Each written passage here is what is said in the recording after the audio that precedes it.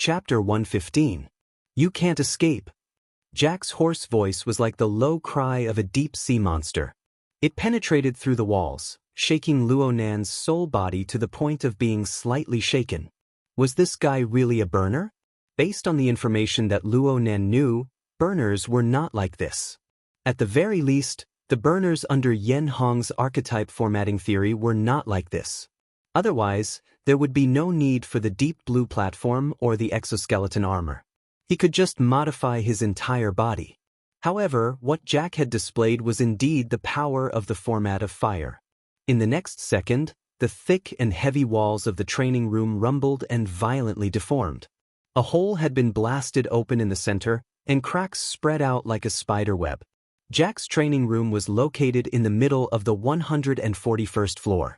It was a space sealed off by 4 thick and heavy soundproof walls. Only one side had an open door. The direction Luo Nan chose to jump in was the opposite of the main door. He stretched out the normal path of pursuit to the greatest extent. However, Jack's choice was completely different from a normal person's.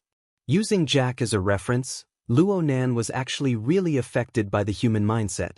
He should have gone up or down just now. There was a floor separating them. Even if there was interference from the magnetic field, the situation would be completely different. Luo Nan didn't have the mind to reflect on his actions. He still tried to pull away, but the pressure his soul body endured continued to rise, making it difficult for him to move forward.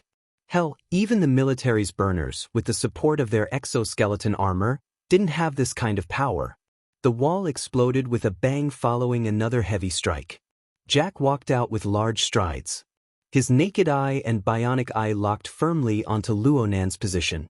At this moment, the scene of flames soaring around his body had already disappeared, but the magnetic field that was like the deep sea was even more powerful. Through soul observation, he could confirm that Jack's entire body was deeply integrated with the deep sea EM field. The energy circulating within his body endlessly increased the effectiveness of the magnetic field. And the exertion of strength with every movement could bring about an intense change in the magnetic field. This was undoubtedly a terrible experience for Luo Nan. Jack stared at the direction where the soul was. His rage seemed to have been controlled, and his voice became hoarse and deep. "Young man, do you know how great of a price I paid in order to obtain the Deep Sea Type 4 Dynamo Core? Do you know how much your naughty behavior will cost me?" Dynamo Core? Is that the official name for the external neuron? Also, does this model also represent the corresponding ability? Just like the deep sea EM field that Jack was radiating, Luo Nan unconsciously pondered over this word, and Jack didn't immediately attack him. Instead, he sized up the surroundings with a somewhat uncertain appearance. Ability users nowadays are really amazing. I actually saw a young man who can raise a Darksider life form. Moreover, that breed seems to be quite interesting. Jack should be probing. Though he had injured the human-faced arachnid, he was still unable to capture its whereabouts. Luo Nan responded with silence. His attitude made Jack laugh coldly. "All right, I'll add this incident to my database and tell it to people who are willing to listen to my story. As for you, I have no desire to communicate at all." The exact same words were returned to him by Jack. If it was in the past, Luo Nan would have felt that Jack's words were sharp. But right now, he couldn't help but think. Was this Jack's free will, or was it the result of an artificial intelligence's calculations? This riddle would not be solved in a short amount of time. Luo Nan deeply felt Jack's murderous intent. He didn't hesitate any longer. He concentrated all of his energy and fled regardless of everything. This time, he learned from his previous lesson and directly fled to the bottom of the floor. Though the distance was even more pitiful than last time, less than 4 meters, the floor was constructed from a combination of concrete and high-strength light alloy. It was much tougher than the wall material that Jack had smashed apart. Jack's attack smashed down and the floor instantly caved in, but it didn't immediately collapse. Luo Nan took advantage of this opportunity to dive down another floor. The straight-line distance between him and Jack had already increased to over 30 meters. The binding power of the deep sea EM field suddenly weakened. Luo Nan's heart was filled with joy. He was about to forcefully leap through space once more. This time, his target was the night sky outside of the Dashang building. As long as he reached the void where there was nothing to rely on, Jack wouldn't be able to do anything to him. Then a muffled bang rang out and the bullet, which possessed powerful kinetic energy, instantly pierced through 2 floors of the floor. Even though the bullet deviated a bit in the process of piercing through, it still exploded near Luo Nan's soul body. The churning cloud of fire had the effect of a magnetic field, giving his soul body enormous interference. Luo Nan had seen similar special ammunition on the warship before, but the effect of this round was clearly stronger. And the ammunition wasn't just one round. It was a continuous barrage of bullets. All of them passed through the hole that had just been pierced through, exploding in succession. For a time, the cloud of fire pervaded the air, igniting a few flammable items on the floor. The 2 floors of the floor were forcibly smashed through in this one delay. Jack flew down just like that. The powerful deep-sea EM field had already enveloped Luo Nan before he even arrived. It was as if Luo Nan's soul body had been thrown into the deep sea once more. It suddenly became sluggish and difficult to move. And this time, the temperature at the bottom of the sea rose crazily. It was like a volcano erupting in the sea, wanting to cook him thoroughly. Luo Nan suddenly felt a sense of weakness as he sank into it. It came from nothing and it gradually became clear. It wasn't that Jack's format of fire or the deep-sea EM field caused great harm to his soul body. Instead, the human-faced arachnid, who acted as an external fuel tank, had received heavy damage from the first wave of attacks. It had yet to recover. Luo Nan hadn't truly reached the standard of an out-of-body state. He was able to roam freely in the form of a soul body. To a large extent, he had to rely on the energy provided by the human-faced arachnid. Jack's format of fire exploded, inadvertently striking Luo Nan's vital point. This wasn't good, and at this time, Jack's grand action of tearing down walls and setting them on fire finally triggered a response from the building's defense system. Right now, the floor the 2 were on was the office area of a certain large company. It was the weekend, so there wasn't a single person inside. The first to respond was the building's automatic mechanical security system. The door to the office area rumbled open following the simultaneous activation of the fire alarm and burglary alarm lights. A civilian defense robot drove into the room. The barrel of its anti-riot gun was aimed at the only visible target, Jack. The problem was that the anti-riot gun hadn't even fired when the robot received a brand new command. It entered a docile standby state. Then the fire alarm and the burglary alarm all stopped. The building recovered its silence. Only the office items that had been set ablaze within the flames were left to burn. Jack didn't even turn his head during this entire process. He just stared dead at the location of Luo Nan's soul body. Chapter 116. Ronan had witnessed the entire process of Jack controlling the situation. It was as if Jack was holding a remote control for action and stop. With just a press, the security system of the entire floor, or even the entire building, froze. This scene absolutely wasn't the result of Jack's high level of authority in the Dashang building. This was because the robot didn't have any procedures to test his authority. It directly ceased all activities and didn't have any power to resist. This made Luo Nan think of Cragburst's pitiful jeep. Luo Nan finally broke his silence. He used psychic waves to transmit, "How did you do it?" "Oh, another exchange?" Jack sneered. "Why are you making a fuss? You can control." "Oh, and Darksider life forms. I can control machinery." "That's fair." Jack didn't refuse to communicate, but he didn't respond directly either. He didn't mind dealing with Luo Nan a bit more. After all, he couldn't find any traces of the Darksider life form from beginning to end. This caused him to brood over it. He needed time to adjust the relevant parameters of the database and unceasingly revise the range of his detection.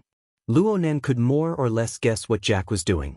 After all, many of Jack's detection methods required the use of that electronic eye, so Jack was constantly turning his head. This was good news. It seemed that Jack was very afraid of the Darksider life form. Perhaps there was still a threat to the current him?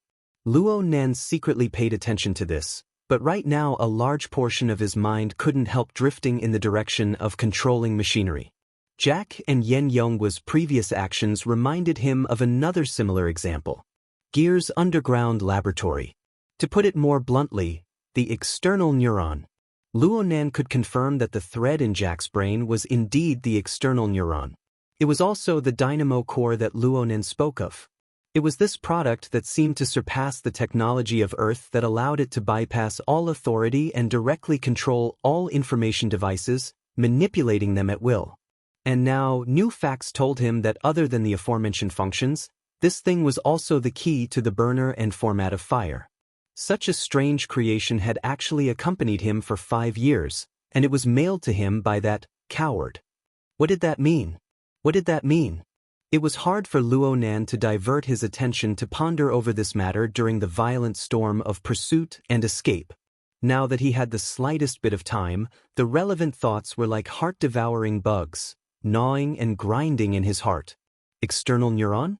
Dynamo core? Burners? Gang leader? Yen Yonghua? Quantum corporation? And that coward. Luo Nan's mind was practically tied into a dead knot by the sudden clues and bursts of information. If he didn't loosen up a bit, then his soul would suffocate. Luo Nan suddenly felt very regretful. Perhaps he really should have listened to Jack's 2 more stories. No matter what, he wanted to know what kind of connection there was between Jack, the mafia leader, and that coward. Right now, Luo Nan had to work hard for this goal. He did his best to maintain a clear line of thought.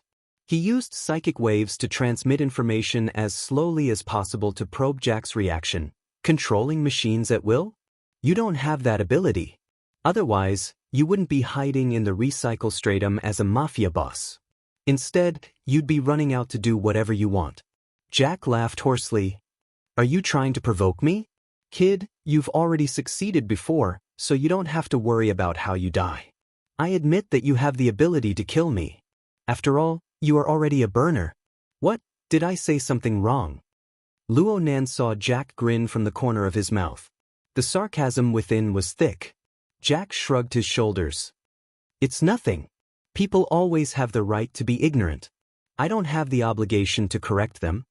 Kid, there's no need to probe anymore. Call your pet. I'll give you a more satisfying death.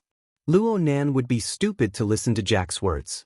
But Jack's sarcastic smile and tone were quite interesting. It was a kind of aloof superiority. The people he spoke of didn't seem to be specifically referring to Luo Nan.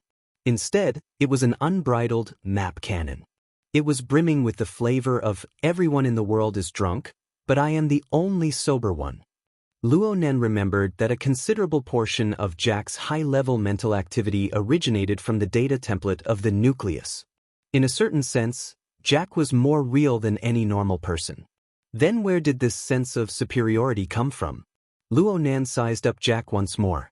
The information he obtained from the mafia members showed that this savage and cruel fellow had become the mafia leader of this region in just a span of 2 to 3 years. He started off as a fighting instructor.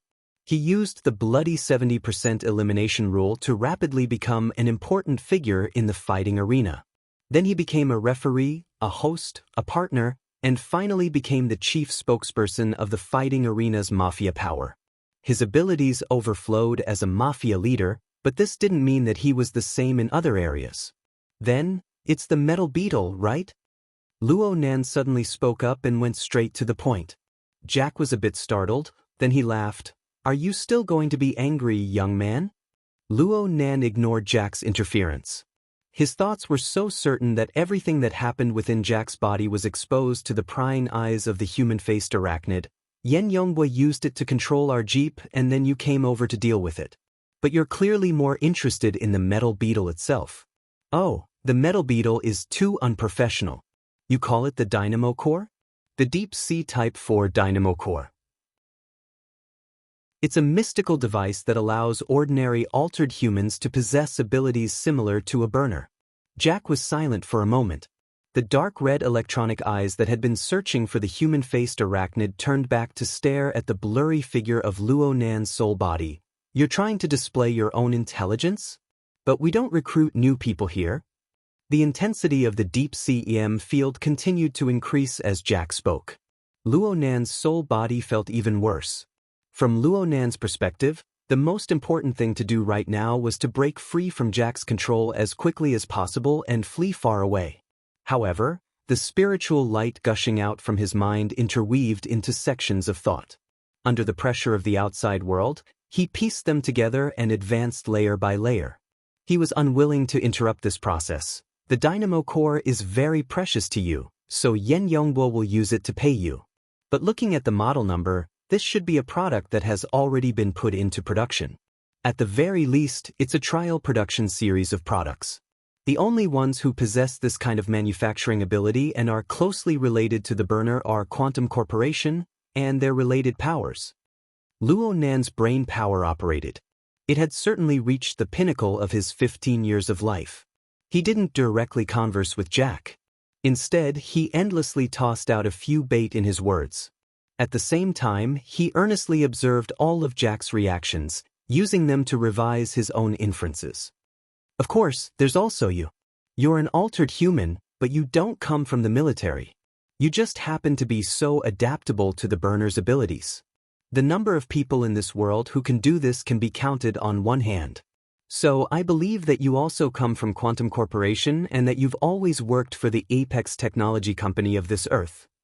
Luo Nan saw Jack's face reveal a mocking smile of superiority just as the psychic wave message was transmitted.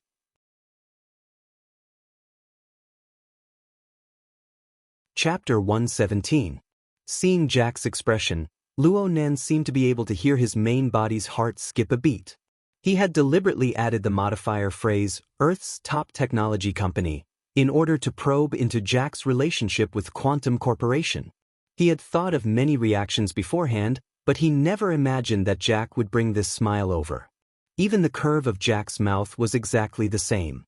Luo Nan admitted that he had to reconsider Jack's relationship with Quantum Corporation. But before that, there was one thing he needed to make clear. Why? Why would a gang leader holed up in the recycling stratum use this sort of attitude to point at a power that was ranked in the top 3 in terms of market value in the world? Using the simplest of straight-line logic to consider things, wouldn't that mean that behind Jack's back, at least in his consciousness, there was a colossus that could look down upon Quantum Corporation, the Earth's apex tech company, with eyes of contempt? Luo Nan once again thought of the hooks buried within Jack's words. Soul configurations, deep blue world. These were terms he had never heard of before. Now that he thought about it, it was extremely likely that they hid a world-shocking secret. Is that coward related to these things? How deep was the connection? Thoughts spun in his mind, but time didn't allow Luo Nan to think too much. He could only continue his previous train of thought and make some slight adjustments to probe Jack's background. You're both employees of Quantum Corporation, but Yen Yongbwa can control the Rainbow Fund. You can only hang around in a gang. He can casually toss out a dynamo core and you'll fight to the death for it. From what I know, Yen Yongbwa hasn't been a part of Quantum Corporation for long. Is it because of his strength that he was able to quickly climb to a high position? Or is it because of his father? Or perhaps, as an altered human who needs the help of a dynamo core to possess the abilities of a burner is destined to be a defective product from the production line. You're too damn smart. Another humming sound rang out from within the low and hoarse roar. The pressure and heat of the deep sea EM field rapidly rose. Under the sudden increase in pressure, Luo Nan's soul body was forcibly compressed. Clearly, Luo Nan's words had stabbed Jack's sore spot. The smile on Jack's face completely disappeared. He reached out with his hand and pressed it against his forehead. It was as if he was concealing his momentary loss of self-control. But the electronic eye that was already on the verge of burning exposed his current mood. Fury template. Highest level. Right now, Luo Nan was already straining to even transmit psychic waves. However, he was even more clear that if he were to really give up like this, Jack would very likely immediately make a move to finish him off. Time? He needed a little more time. Did I misspeak? I'm really sorry. I'm just saying my guesses. Some of them might sound stupid, but I think our current situation is even more stupid. That's right. The speaker is stupid, and the listener isn't smart either. Jack panted heavily. The last time he reacted like this was when the power went out. But this was really effective. His emotions began to recover, and he was even mocking himself. This level of control seemed to be something only a modified person who could switch their template at any time could achieve. Ronan noticed Jack's restraint. It was reasonable to say that this callous altered human had many opportunities. He could erupt with a powerful format of fire and turn Luo Nan's soul body into ashes. But he never truly made a move other than that first strike. Compared to the ruthlessness and decisiveness he displayed before, the current Jack was a little too hesitant. This had nothing to do with intelligence or stupidity. It could only be considered from a more realistic level. Was it fear of the Darksider life forms? Or was it because of a more direct, more fatal reason? Jack clearly wouldn't reveal the answer, and he also made substantial movements. He began to walk forward, closing the distance between him and Luo Nan's soul body.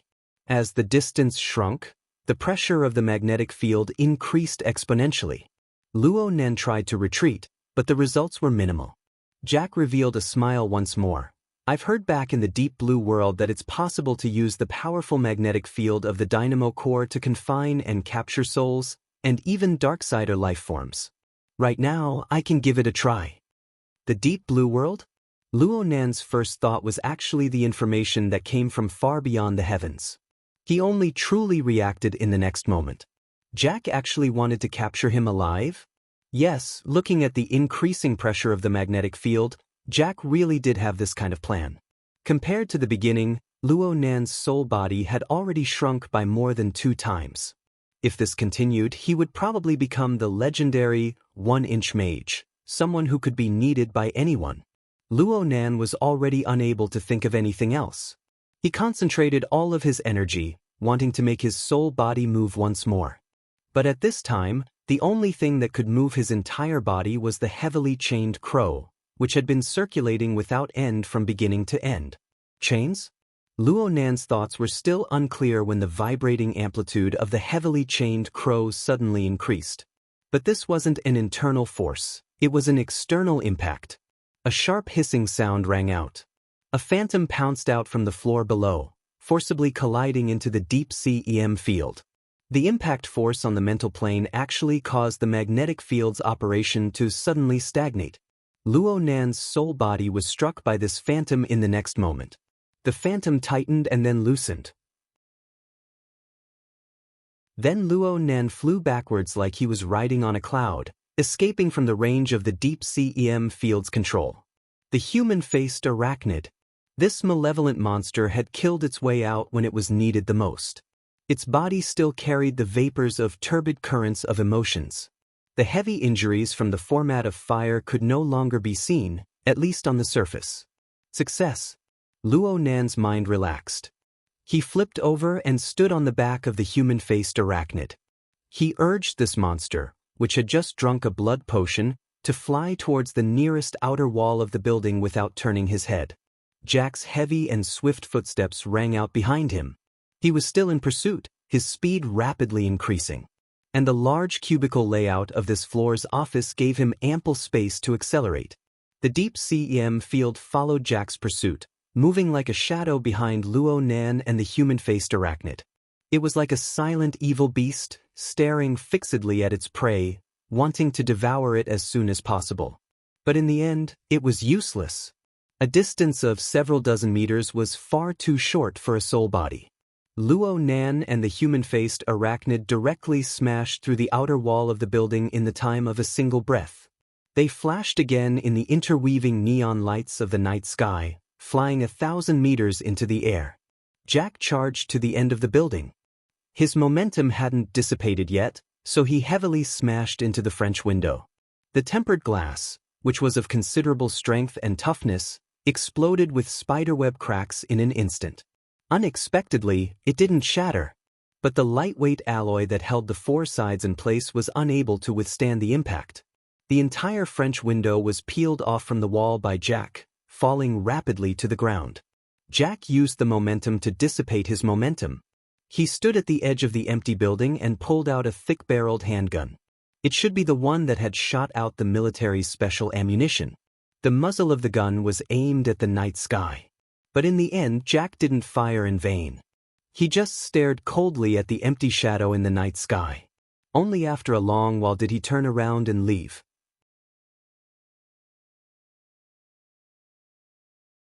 Chapter 118. Aren't you taking things too easy? Luo Nan stood in the night sky. He watched Jack hatefully leave through the crisscrossing light rail outside of the Dashang building. He let out a long sigh in his heart and laughed in spite of himself. There was a very interesting relationship between Luo Nan and Jack right now. Jack's deep CM field possessed the ability to instantly heavily injure or even kill Luo Nan, but its effective range was limited. Luo Nan himself didn't have any methods to threaten Jack, but he had an extremely long range of perception with a radius of 500 meters. This meant that when Luo Nan pulled apart the distance between him and Jack, it would be nearly impossible for Jack to escape Luo Nan's tracking and locking onto him. Luo Nan cut a sorry figure within the deep sea EM field. Now Jack's movements would be just as distressed. Each and every one of Jack's movements would be exposed to Luo Nan's clairvoyance. Luo Nan patted the human-faced arachnid lightly, indicating for it to follow. The human-faced arachnid suddenly flew into the air. It swiftly plunged down from the night sky and crashed into the Dashang building once more. It passed through the wall as if it was nothing. The turbid smoke curled around its body, making it look demonic and bizarre. Luo Nan's mental senses locked onto Jack, who was over 20 floors away. A distance of 100 meters, centimeter precision, and several dozen floors. It was safe and meticulous at the same time, and Luo Nan could react in time. Jack was certainly able to sense Luo Nan's monitoring and locking onto him. He turned his head repeatedly along the way, accurately locking onto the direction of Luo Nan's soul body every time. But so what? He still couldn't do anything to Luo Nan. Luo Nan was much more relaxed this time. He stared at Jack's whereabouts as he sorted out the situation with the human-faced arachnid. Right now Luo Nan's soul body was standing on the back of the human-faced arachnid. The sensation on the mental plane was very strange. Even though his nervous system was able to restore the sensation to the greatest degree, there were still some things that were impossible to translate. He could only understand them. Luo Nan came into contact with the human-faced arachnid. It was like he was standing on top of a cloud covered in burrs. There was nothing below him, but there was the scorching internal pressure and external tension acting at the same time, propping up the sensation on the mental plane. The so-called internal pressure and tension was just a rough feeling. The human-faced arachnid's foundation structure was actually hidden within. The current precision of Luo Nan's senses wasn't enough to pry into the mysteries within, but he could roughly sense that the foundation structure of the human-faced arachnid was actually a bit loose. The human-faced arachnid had collided head-on with Jack's format of fire when the human-faced arachnid had suffered heavy injuries. Most of its devil body had been melted away by the format of fire. Less than half of its body remained. But from the perspective of the human-faced arachnid, this sort of injury was serious but not fatal. It could consume a spiritual seed, or its own kind, to achieve rapid recovery and even increase in power. But Luo Nan instinctively rejected the first evil method. As for the second method, where would he find other human-faced arachnid clones in such a short time? Even if they found it, it was hard to say who would swallow who. Therefore, Luo Nan could only choose the stupidest path for him. Go drink water from the turbid flow of emotions. Drink until you're full. It didn't matter if the human-faced arachnid was happy or not. This was the only way for the human-faced arachnid to recover as soon as possible. Fortunately, the underground fighting arena at the bottom of the Dashang building was a dirty reservoir of negative emotions. Luo Nan gave the human-faced arachnid a death order. He would eat wherever he went, but he had to avoid Ray Wen and Cragburst. In a certain sense, his conversation with Jack was tantamount to buying time for the human-faced arachnid. Right now, Luo Nan's plan could be considered a success. The human-faced arachnid had recovered a bit of its vitality, saving Luo Nan from the most fatal danger. But from another perspective, The consequences of forcing the human-faced arachnid to drink dirty water were extremely serious. Even though the human-faced arachnid had suffered heavy injuries from the format of fire, its foundation was still quite solid. It was just weak due to excessive consumption. Now this fellow appeared to have an imposing aura, but its foundation was quite unstable.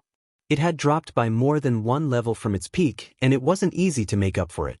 Luo Nan knew from this that the grade of food was extremely important to the human-faced arachnid. It absolutely could not touch the return grass, unless it was absolutely necessary. Speaking of which, were the people in the fighting arena still alive?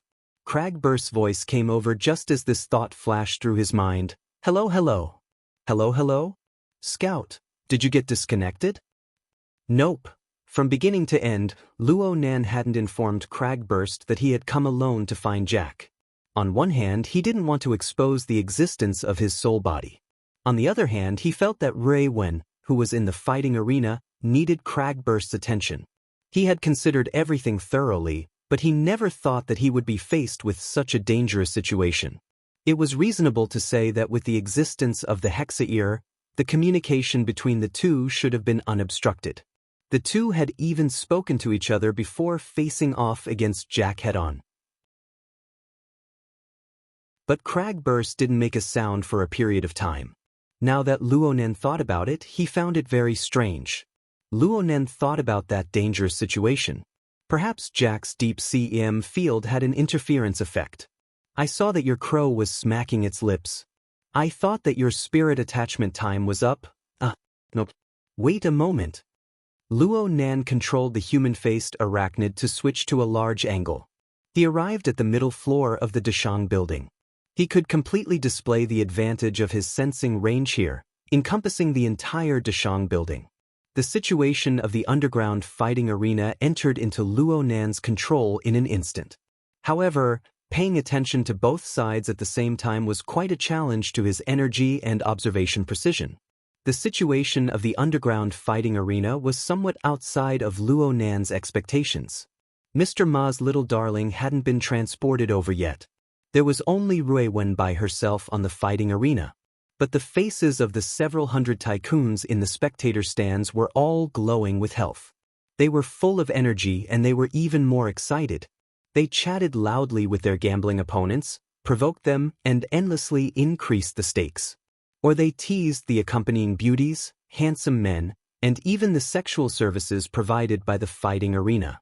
Some simply acted on the spot and did preposterous things under the watchful eyes of the crowd.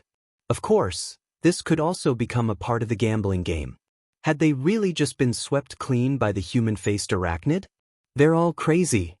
As an ability user, Cragburst had seen many preposterous and depraved scenes in his many years of adventuring.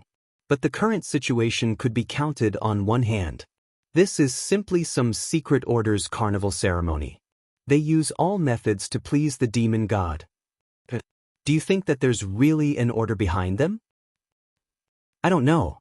Though Luo Nan said this with his mouth, he was reminded by Cragburst to pour a bit more energy into the ugly tycoons over there. Oh, this kind of emotion. What a big empty fire.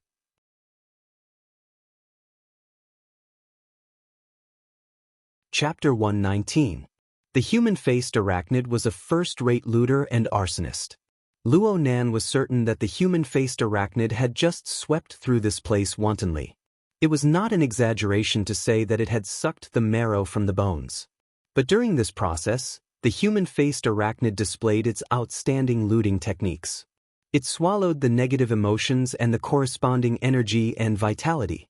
It hollowed out the foundations of the vast majority of people here, leaving behind some floating soil and leaves. Then it lit a fire to its heart's content. The negative emotions that went out of control were the spark. The floating energy and vitality were the fuel to ignite the fire. There were many examples like this in reality. The weaker the body, the more uncontrollable the desire. The moment one lost control, the last bit of vitality within one's body would be completely squeezed out and burned away. Right now, the rich people in the stands, including their attendants and secretaries, and the large amount of related staff members of the fighting arena had sunk into this situation. They were completely unaware of it. When Luo Nen saw through the crux of this, the situation of the fighting arena became completely different in his eyes. This wasn't a fighting arena at all. It was clearly a brazier that was about to burn dry. Or perhaps it was a deep mine that was filled with gas. It was the kind that had already been ignited. The enormous amount of negative emotions and the floating energy and vitality formed a cloud of fire that was hard to see with the naked eye. It diffused out on the mental plane. If these people could sense their own souls, they would discover that the most terrifying feeling of suffocation had already descended upon their heads. Only an awakened like Cragburst could feel the intense feeling of disharmony within. He felt an enormous rejection towards this environment. Why did it create this environment? Luo Nan was disinclined to think too much about the final fate of the rich people in the stands. Instead, he was quite curious about the human-faced arachnid's way of doing things. In any case, Jack wasn't doing anything special right now. Luo Nan patted the human-faced arachnid beneath him, indicating for it to give him a demonstration. Of course, the human-faced arachnid wouldn't refuse. It immediately flashed a few times and charged back into the fighting arena. Then it hid its demonic body deep within the cloud of fire. Its 6 heterochromatic demon eyes were half squinted and half opened. Its malevolent mouth opened wide and sucked in the cloud of fire. It then spat out the unstable muddy flow of emotions from within its body, forming a stable exchange. Luo Nan completely understood. The human-faced arachnid couldn't disobey Luo Nan's orders, so it created an environment to kill poison for itself. It did its utmost to remove the components within the turbid flow of emotions that it was unwilling to absorb. Even though he didn't know how much the human-faced arachnid would improve after this, it was fine as long as the human-faced arachnid was happy. In essence, the fighting arena was no longer a place where the rich and powerful could seek excitement and wantonly seek pleasure. Instead, it was an enormous altar. All the rulers who believed themselves to be infallible had become livestock placed on the altar. They were slaughtered as the human-faced arachnid desired. Though this didn't really conform to Luo Nan's aesthetics, he didn't feel the need to fix it. Glancing at Jack again, he saw that the fellow had slowed down and seemed to be thinking about something. Luo Nan didn't need the human-faced arachnid by his side at all times to track him. And the previous combat proved that it would be easier for Luo Nan to adapt if he and the human-faced arachnid were separated. Luo Nan let the human-faced arachnid stay in the fighting arena for the time being. It would be good to stabilize its unstable foundation a bit. However, less than 10 seconds after he made this decision, an unforeseen event occurred. Ruiwen, who had been standing on the stage with her hands by her side, suddenly raised her head, her gaze pointing towards the void above her head. That place was originally the position of the broadcast screen. Her image was displayed on the screen. Many people noticed this change and soon they gave a reasonable explanation. Oh, the flat-chested witch is starting to get sentimental. Is she going to see her final, whole image? There won't be another chance in the future. A commotion that wasn't too big nor too small set off in the fighting arena. The exceptionally excited spectators cast their filthy and mocking words together with their irrepressible emotions towards the fighting stage. Ruiwen didn't react to these stimulations at all. She just looked up in a daze. Was she looking at her own image? It wasn't like this. Luo Nan was certain that Ruiwen's gaze seemed to be directed towards the broadcast screen, but in reality, the focus wasn't there at all. Instead, it was directed towards the human-faced arachnid. This was because the human-faced arachnid's 6 heterochromatic demon eyes suddenly opened in that instant and they pointed towards Ruiwen's position. The demonic body that had been idle within the flaming cloud suddenly tightened. Burning negative emotions and vital energy curled around its body, forming faintly discernible rings of fire. Luo Nan's command came in at this time. He was worried that the human-faced arachnid would actually take a bite out of Ruiwen, the spiritual seed that it had coveted for a long time. He wanted the human-faced arachnid to retract its position. The human-faced arachnid did as it was told, but Ruiwen's line of sight unexpectedly followed and moved without the slightest deviation. At this time, Cragburst felt that something was wrong. Hey, what is she looking at? I don't know. Luo Nan's scalp went numb when he said this. If this scene was not an illusion, then Rui Wen seemed to be able to see the human-faced arachnid. Could she see the dark side of life form? Rui Wen was an ability user? But why was there no sign before? Or had his ability just awakened? Was it the stimulation from the human-faced arachnid? A few questions popped up in his mind, but none of them could be answered. The human-faced arachnid growled in a low voice. This was the response to Luo Nan's command. Originally, only Luo Nan could hear it, but now Rui Wen, the cold and silent young girl on the fighting stage, raised her head once more. Her gaze pointed to the sky above the fighting arena.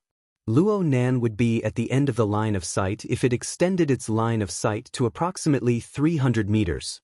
Goodness gracious! Luo Nan clearly knew that Rui Wen could not see him, but he was still shocked fiercely. He could not help but shift. Right when he was thinking about pondering over the girl's situation, he never expected that things would come and he would be overwhelmed. Jack ended his contemplation at this time and his speed suddenly increased. This fellow returned to his training room in a short half a minute. He picked up the wristband he had discarded earlier and seemed to be communicating with the outside world. Luo Nan's energy needed to be completely focused over there. Before this, he gave the human-faced arachnid another command. He told it to stay far away from Rui Wen, to stop distracting the girl's attention. After arranging everything, Luo Nan began to close the distance between him and Jack in order to increase the precision of his senses. But in the end, this was different from when he was facing his contact person. Unless Luo Nan didn't want his life anymore, it would be impossible for him to get close to Jack's side. And in this case, it was impossible to guarantee the precision of his senses. In the end, Luo Nan took the risk to advance to a distance of approximately 50 meters from Jack. He was able to feel the electrical waves radiating from the wristband, but he was only able to track it for a short distance before he had to give up. Jack's communication time was extremely short, and the direction of the transmission was clearly pointing outside of the Dashang building. The distance was so far that it far exceeded the limits of his senses. Maybe he was contacting Yan Yonghua? Luo Nan could only make blind guesses. And then, Jack entered the training room's changing room and changed his clothes. A white shirt, a black bow tie, and black trousers. These were the standard fighting referee attire. Then he shot a cold glance at Luo Nan's position, went straight out the door, and entered the high-speed elevator. He wanted to go to the fighting arena? That gaze was clearly a provocation. It was very clear that some matters in the fighting arena had been exposed. The possibility of it being the human-faced arachnid was very small. Then, Crag burst. Jack's here. Which one? Crag burst was stunned for a moment, but he quickly came back to his senses. He immediately looked for Luo Nan to confirm.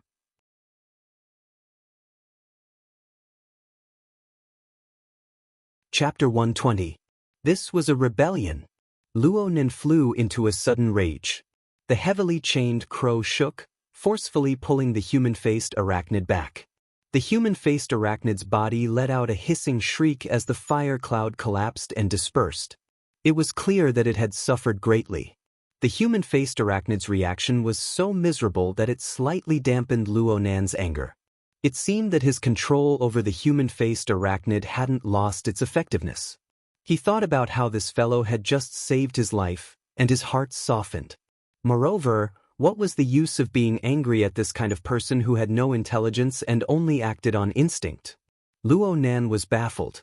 The human-faced arachnid had always been obedient ever since it was bound by the heavily chained crow. It didn't do anything out of line with Rui Wen before. Why did it suddenly go out of control? He needed to think carefully about the problems within. At this time, Jack took the high-speed elevator and walked through the special tunnel. He had already arrived at the combat arena, but he did not directly show himself. Instead, he entered the VIP box and met with the contact person. He did not say anything useful for a while. Luo Nan concentrated his energy to consider the problem of the human-faced arachnid. Communicating with the human-faced arachnid that had no intelligence to speak of was a very strenuous matter.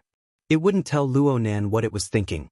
Luo Nan could only rely on himself to search for the problematic link within the chaotic information. According to the flexible e-ink screen, his current analysis of the human-faced arachnid was 2%. In other words, 98% of the messages were garbled. Trying to find something comprehensible and useful from this garbled code was really, what is this? Luo Nan's soul body faintly rippled. He was shocked by the dynamic image that was suddenly reflected before his eyes. The image should be the external information that the human-faced arachnid had absorbed before, so it was straightforward and clear. Luo Nan was stunned for a moment before he quickly recognized that this was a complete diagram of the human body's structure. There were even mechanical components mixed within. As for the specimen, it was undoubtedly Jack. Luo Nan used the human-faced arachnid to pry into the mysteries of Jack's body. Luo Nan's main focus was placed on the activity of Jack's brain. He only skimmed over the other aspects. But Luo Nan never expected that the human-faced arachnid would actually record the entire scene of Jack's body. Moreover, the human-faced arachnid used a form that Luo Nan was unable to understand to make an integration. What appeared in front of Luo Nan right now was a scene that seemed like a scene from a movie. As for the time period it appeared, it was right before Jack ignited the format of fire, right before the human-faced arachnid was completely blasted out. So Luo Nan saw that the dynamo core had split into a myriad of fine filaments. They pierced through the blood vessels and nerves, spreading throughout Jack's entire body. They instantly opened up a complex yet complete structure. The energy that came from every part of Jack's body, whether it was physical or mechanical, was integrated and transformed under this structure. At that moment, Jack seemed to have transformed into a precise piece of equipment controlled by a super chip. His position, time, and output were all perfectly coordinated. Because of this, the highly concentrated internal pressure didn't destroy his body at the first moment. Instead, he stepped on the dangerous boundary and successfully transported the densely woven electric fire back to the area where the nucleus and the dynamo core were located. The dynamo core lit up under the high-energy convergence. The originally flickering electric light on the spiritual plane became bright and dazzling. It was precisely during this process that the energy within Jack's body completed an inconceivable qualitative transformation. In other words, it crossed a dimension from the plane of reality and touched upon the spiritual realm. Ignition successful. Luo Nan's soul body suddenly spun in a circle to calm his excited emotions. He didn't know how this ignition method was different from that of a normal burner, but this was the first time he had seen the entire ignition process of the format of fire. Even if the true core steps weren't revealed, the crucial step of energy transformation should be completed within the dynamo core. But it didn't matter. This concept and train of thought was already priceless. Whether it was Quantum Corporation or some even larger power, their research train of thought on the burner line was the same as opening it up to Luo Nan. Luo Nan thought about how Quantum Corporation had spent over a decade to suddenly obtain a project worth $1 trillion in investment. He felt a deep pleasure of revenge. The problem was, this wasn't the end. Unexpectedly, this scene, which had been highly integrated by the human-faced arachnid, continued to be edited. The scene that appeared next was much more blurry, and the time node rewound to the moment when the dynamo core split into a myriad of fine filaments to support the structure. The image of Jack's body turned illusory. Large areas of his body were erased. All that was left was a frame constructed from the dynamo core, blood vessels, nerves, and a portion of the body's tissues. The energy passed through this frame, converged, and ignited. Luo Nan could see that this was a replay of the ignition process from before. The replay highlighted the importance of the structure itself. It erased the irrelevant branches and pushed the marvels of ignition forward once more. This also made Luo Nan think of the self-formatting. Wasn't his current body structure similar in nature? An exquisite reference. Perhaps he could refer to this model in his cultivation in the future? Luo Nan's sighs of emotion had just appeared when the continuous advancement of the scene cut carried out a second replay. It was still starting from the beginning, but this time, the complex structure supported by the dynamo core became a blurry background. There were only simple lines, straight or arcs, connecting the key nodes of the structure. Or perhaps they were simply born out of thin air. Perhaps they were magnetic lines? Luo Nan had to admit that he was completely unable to understand it. But, when the straight lines and arcs were pieced together, they formed a complete and sealed figure in the center. When it finally appeared before his eyes, a certain trembling feeling rose from the bottom of Luo Nan's heart. It dominated his everything. It was a kind of throbbing that penetrated the darkness and illuminated the splendor. A regular tetrahedron might not necessarily be that straight. An inscribed ball wasn't completely tangent to all four sides. An outbounding ball wasn't perfectly connected to all four ends. But this structure, this silhouette, and the marvelous concept that emerged from it were like a heavy fist that smashed into Luo Nan's heart. His chaotic state of mind was smashed into a chaotic mess. All that was left was the figure that had long since assimilated with his mind, the figure that was completely branded into the depths of his soul. A regular tetrahedron and an inscribed and circumscribed sphere. The human-faced arachnid's analytical figure and Luo Nan's visualization figure miraculously intertwined and connected at this moment. The throbbing that only belonged to the adherent of formatting theory completely exploded. Luo Nan froze on the spot. He forgot to restrain the human-faced arachnid. The arachnid obtained its freedom and displayed its simple-minded nature. It let out another sharp hiss and pounced towards Rui when on the fighting stage. Luo Nan reacted halfway, but he didn't stop the arachnid. This was because the scene of his clairvoyance was completely different at this moment. The human-faced arachnid didn't want to treat Rui as food. Its pounce was more like a connection. It pushed close to Ruiwen's body and stirred up turbid clouds of fire, nearly submerging Ruiwen completely. The sparkling and translucent spiritual seed was like a star that pierced through the layer of clouds. It emitted a resplendent brilliance. Ruiwen and the human-faced arachnid shook at the same time. The arachnid began to circle around Ruiwen. Ruiwen's gaze followed half a circle. She slowly closed her eyes when she was about to turn around.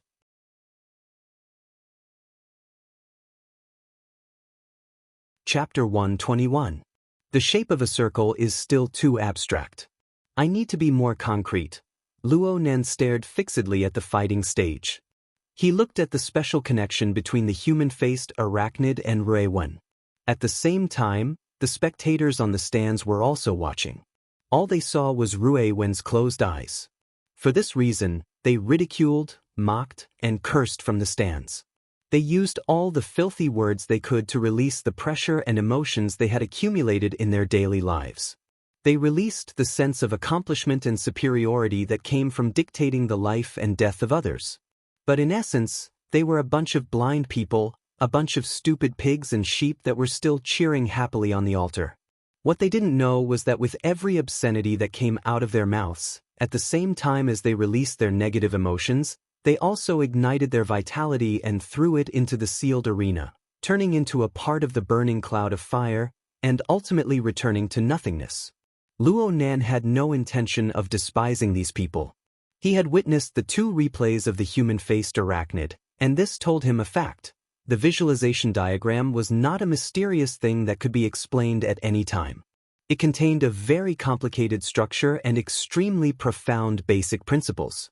What he saw was only a highly abstract shape. The 2 replays, especially the second one, proved that the operation of the visualization diagram had completely exceeded his level of understanding. He didn't have the right to overestimate his own eyesight, and he couldn't delude himself into trying to understand the deeper truth now. Mocking these spectators was like the pot calling the kettle black. The only thing he could do now was to maintain his reverence for the unknown and continue to observe and verify. Therefore, Luo Nan did everything he could to pay attention to the changes happening on the fighting stage. His perspective was a combination of the material and the mental plane, as well as his understanding of the turbid flow of emotions. Every second of observation and feeling brought about an astonishing consumption. All of this was worth it. Gradually, the actual images of the human-faced arachnid and Ruiwen became blurry from Luo Nan's perspective. The fighting stage and even the entire fighting arena also became blurry. All of this turned into a visual and symbolic picture. Luo Nan saw a sea of burning clouds. The human-faced arachnid was a spider demon that swam within the sea of clouds. Rui Wen, on the other hand, was the only shining star in this turbid sea of clouds. Bright, penetrating, and sharp, the radiance of the stars was like the sharp edge of the sword. The human-faced arachnid circled around the star, constantly drawing closer. It drove the turbid flow of emotions to conceal the light of the star. However, no matter how many negative emotions were entwined in the clouds, the ice-cold edge would always be able to cut them down, not staining them in the slightest. During this process, the edge of the stellar sword was also being tempered, becoming sharper and sharper. After dozens and hundreds of attacks, a large amount of turbid emotions did not even have the chance to pounce on it before they were turned into nothingness under the shining sharp light. But no matter how many he destroyed, the burning sea of clouds continued to advance. The sea of clouds roared and cursed. The excited spectators provided all of this. This group of pigs and sheep that had their blood drawn and their blades drawn were completely unaware that the sealed arena had already become a giant altar. Their vitality was the blood that flowed recklessly on the altar. It was the only paint that painted the burning sea of clouds. Finally, the human-faced arachnid let out a sharp hiss. It took the initiative to launch a substantial attack, throwing itself at Rui Wen. However, Rui Wen's stellar sword edge had been tempered to a new level after experiencing the impact of the thousands of turbid clouds of fire. The human-faced arachnid had yet to truly approach. It just received the light of the edge, and countless fine wounds had already been sliced open on its malevolent demonic body. This was not an act. It was true damage. Luo Nan could feel the pain of the human-faced arachnid, but the deepest part of its reaction transmitted a joyful message. Joyful? The human-faced arachnid continued to advance, truly intersecting with the stellar sword edge. In an instant, one of its limbs was even sliced off. It fell into the burning sea of clouds and ignited with a rumble. The human-faced arachnid let out a long hiss of pain, but it turned around and threw itself over. It swallowed its own burning limb in a single gulp, trembling with excitement. Its aura weakened during this process, but it clearly congealed quite a bit. Correspondingly, its foundation structure was shaky and its situation improved somewhat. So it was like this. Luo Nan finally understood. The corresponding information was completely analyzed at this moment and flowed through his mind. There was no doubt that the human-faced arachnid was using Rui Wen. It discovered Rui Wen's ability, but it was intimidated by Luo Nan's command. It couldn't directly devour her, so it used a roundabout method in an attempt to use this ability to obtain benefits. The human-faced arachnid wanted to reach a dynamic equilibrium with Rui Wen. It had been attacking and oppressing all this time, but it controlled the intensity of the fire. It tempered Rui Wen's stellar sword edge to become even sharper, all for the sake of allowing Rui Wen to truly threaten it. This sounded very strange, but the truth was that the human-faced arachnid was incapable of achieving self-growth. It needed to devour foreign objects, including its own kind, in order to achieve individual evolution. The current situation was just a variant of devouring. The human-faced arachnid borrowed Rui Wen's stellar sword edge to chop off its shaky parts and reconstruct its foundation. As long as it wasn't truly fatal, it would gladly endure the pain even if it was riddled with 1,000 holes and its limbs flew in all directions. As for the vitality it consumed, it was naturally provided by the idiotic pigs and goats in the surroundings. The only ones that were completely damaged here were these people. This form was brimming with a sense of malevolence and bitterness. It was incomparably compatible with the human-faced arachnid's usual image. From the human-faced arachnid's perspective, this special environment that it had created with its own hands was a whetstone, a furnace, and an altar. It had placed itself on the altar. Rui Wen was the one who received the greatest benefits from this. Luo Nan still didn't know what ability Rui Wen had awakened to in the end. But he knew that the human-faced arachnid had an astonishing potential when he saw its miserable appearance. But in order to stimulate this potential, one must not be disturbed by external objects. One must have a clear and penetrating mental state. Only then could one withstand the turbid flow and remain untainted by even a speck of dust despite being scoured 100 times or 1,000 times. Therefore, Rui-Wen was also on the altar. The human-faced arachnid was using her, and vice versa. The two used each other and polished each other to push their own level all the way to higher levels. Even now, they still couldn't see the upper limit. Such a scene might not be completely real, but it was a part that Luo Nan could understand and extrapolate. The overall composition of the scene was faintly connected to the visualization diagram he was most accustomed to. Rui-Wen and the human-faced arachnid occupied the most core positions. They could be said to be inscribed spheres, representing a kind of endlessly circulating internal power. The fighting arena was the boundary of the sealed diagram. It was the external sphere, representing the external environment and energy supply. As for the tetrahedron, wasn't that Luo Nan? The human-faced arachnid was within Luo Nan's system. All of its actions were essentially variations and extensions of the system. So in the end, the one who provided this framework was Luo Nan himself. This realization rose in Luo Nan's mind, and he suddenly understood where the consumption of observation had gone. That was the price and challenge that must be paid as a carrier. He wasn't standing on the altar, but he was the altar. Whether or not Luo Nan's format pyramid could accommodate the endlessly rising levels of both sides, whether or not it could bear the conflicting power of both sides, whether or not it could provide sufficient support, was the key to the success or failure of this sacrificial ritual. Once the framework collapsed, the balance would be lost. Either Rui-Wen would kill the human-faced arachnid, or the human-faced arachnid would destroy Rui-Wen. There was no third possibility. Even if Rui-Wen died, it didn't mean that the human-faced arachnid had gone against Luo Nan's will. This was because the entire framework had failed. Of course, Luo Nan would certainly suffer the backlash of the framework's collapse at that time. He didn't know what would happen when that time came. Human-faced arachnid. Luo Nan gnashed his teeth. Right at this moment, a spotlight suddenly shone down from above the fighting stage, illuminating the edge of the area.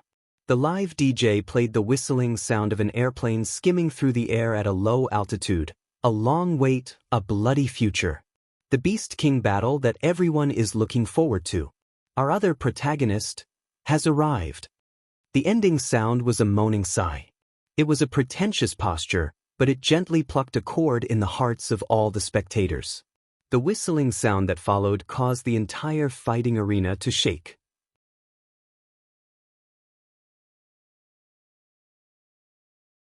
Chapter 122.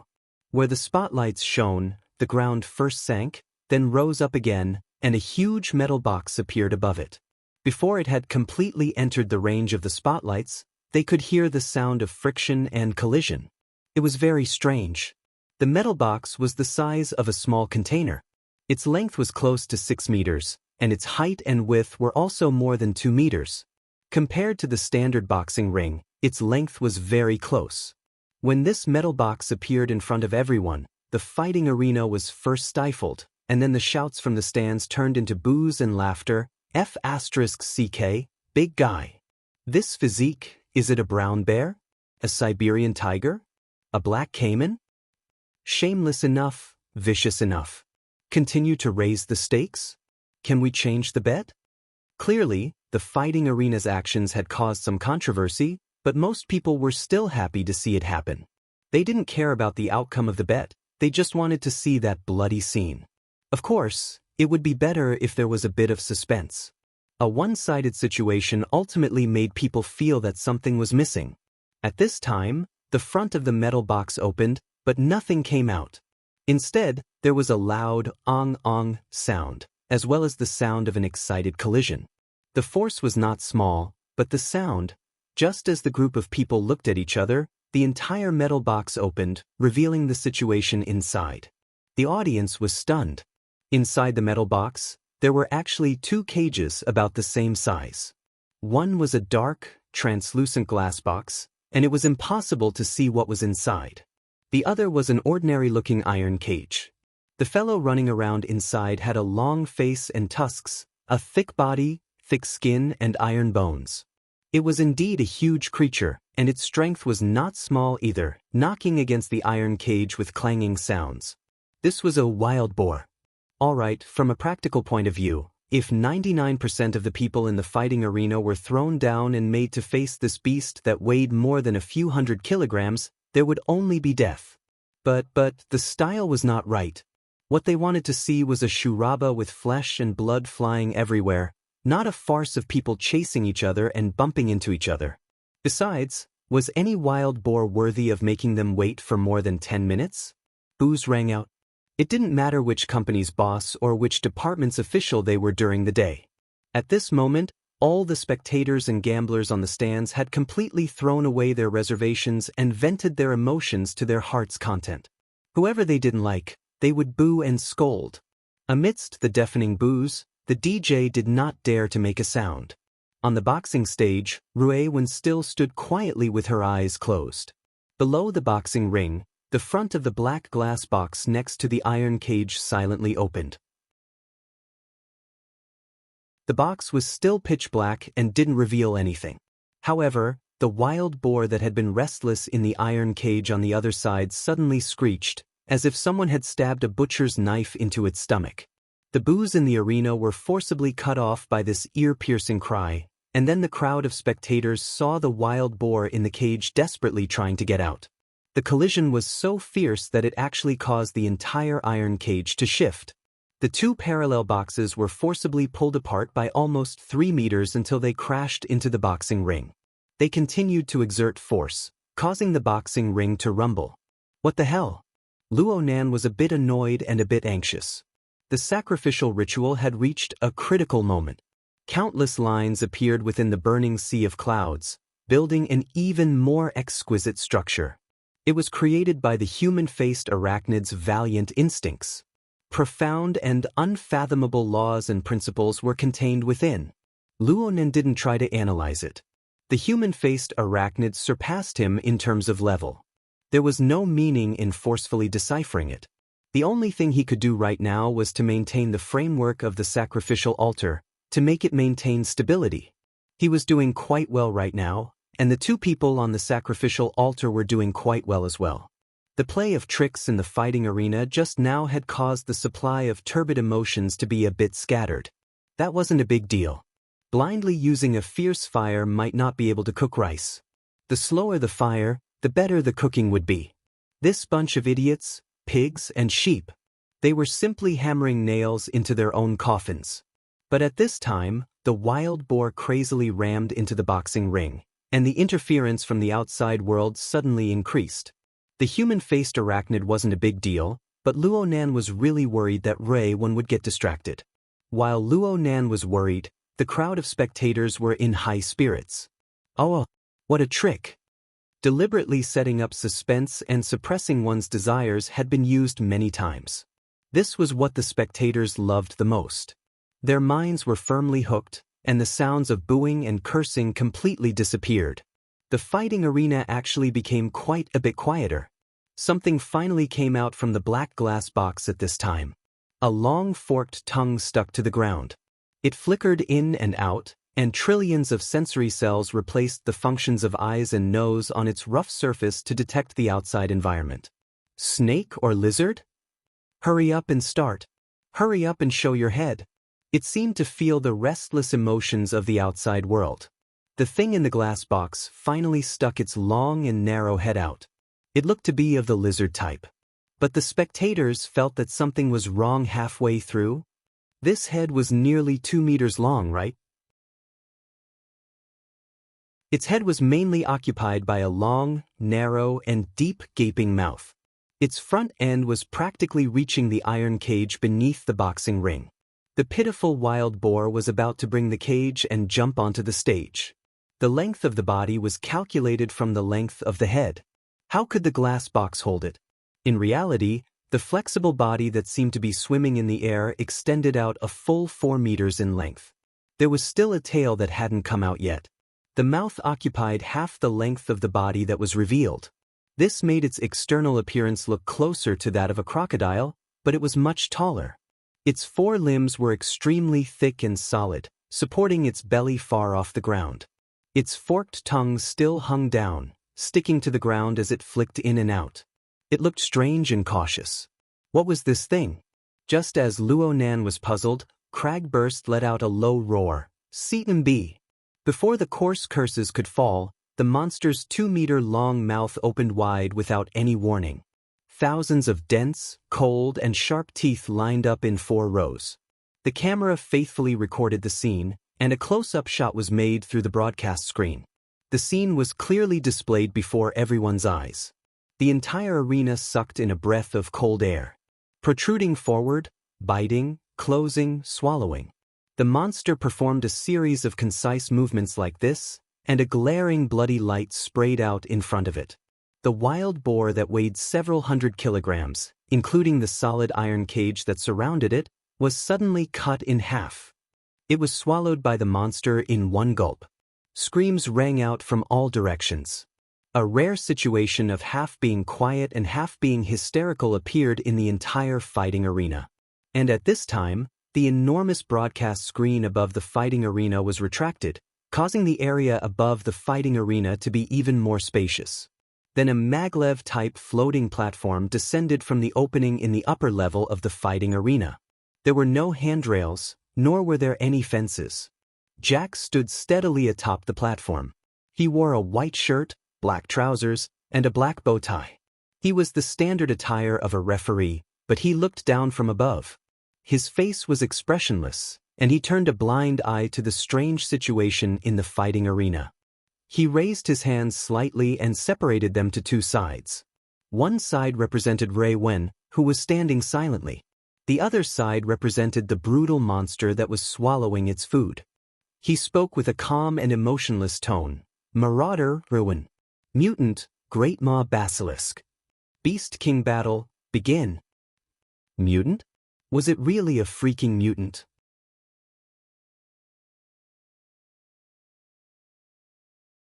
Chapter 123. Oh, damn it. Whose idea was this? I love him to death. Hurry up and start. Don't tell me I have to wait for it to finish eating that pig and bring an iron cage? Look, those 4 rows of sharp teeth. What would it feel like to have a slender body roll around inside? Who's going to give me a close-up? You on the stage. You on the stage. Open your eyes. What a cute baby. The so-called Beast King battle didn't immediately begin, but the spectators in the fighting arena were all brimming with interest. When the fighting arena brought out the mutant as the main character of this battle, everyone knew that the course of the battle would be completely one-sided. They could only enjoy the prelude and the conclusion. Right now, Rui Wen continued to stand quietly with her eyes closed.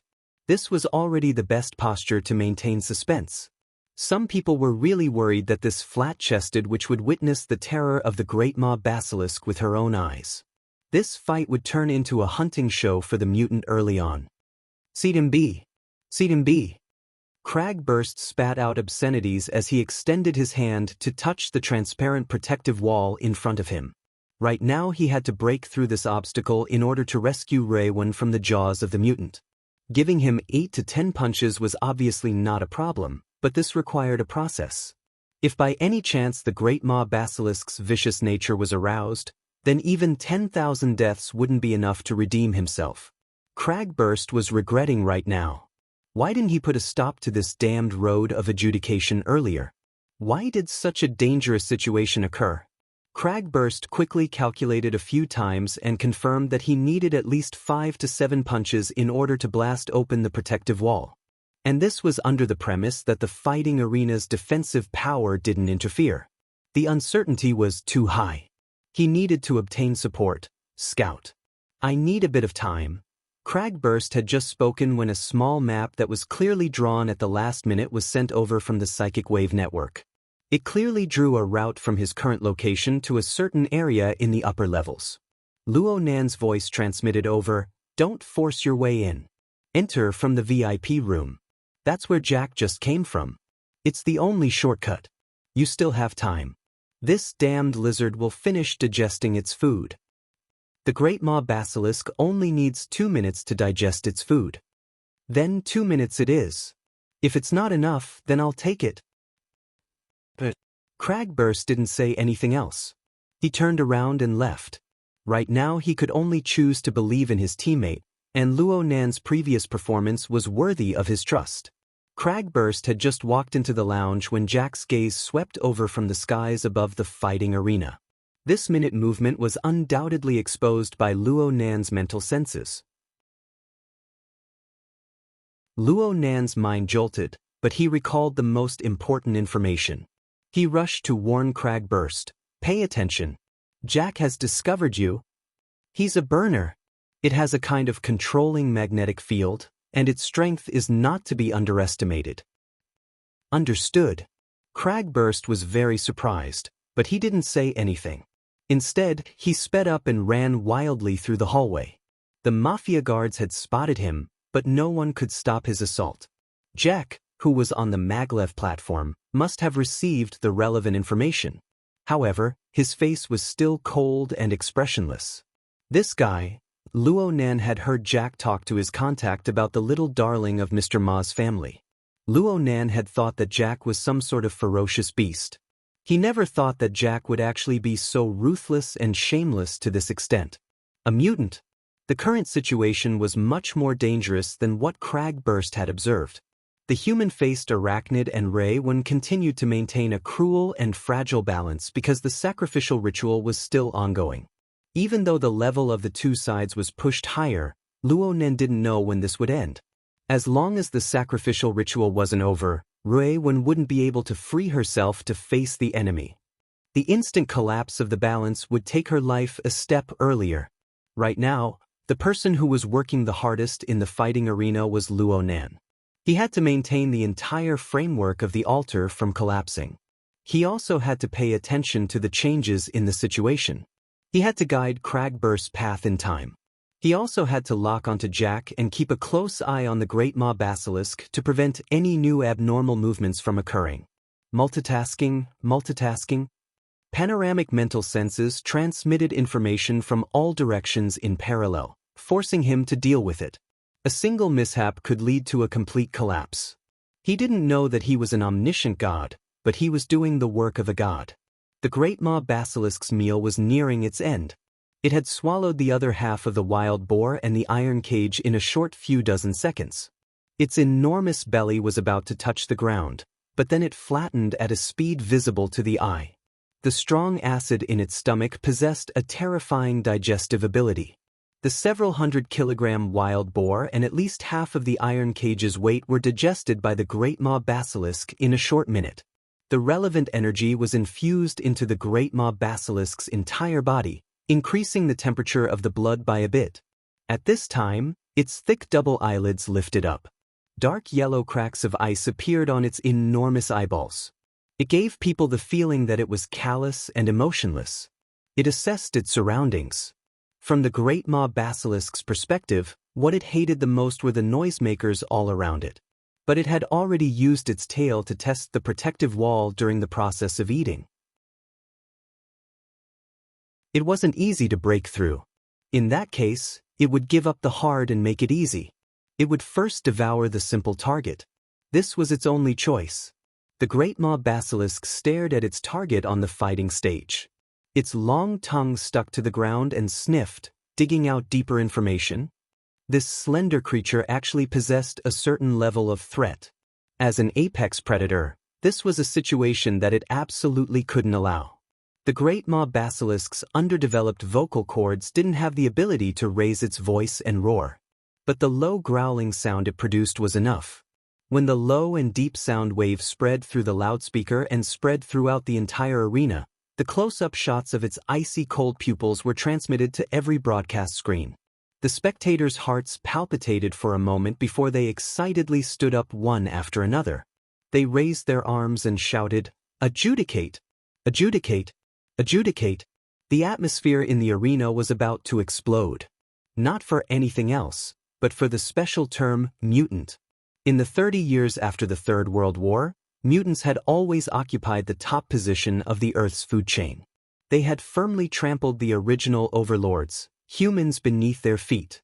The wilderness, the oceans, and even parts of the air had all become their domain.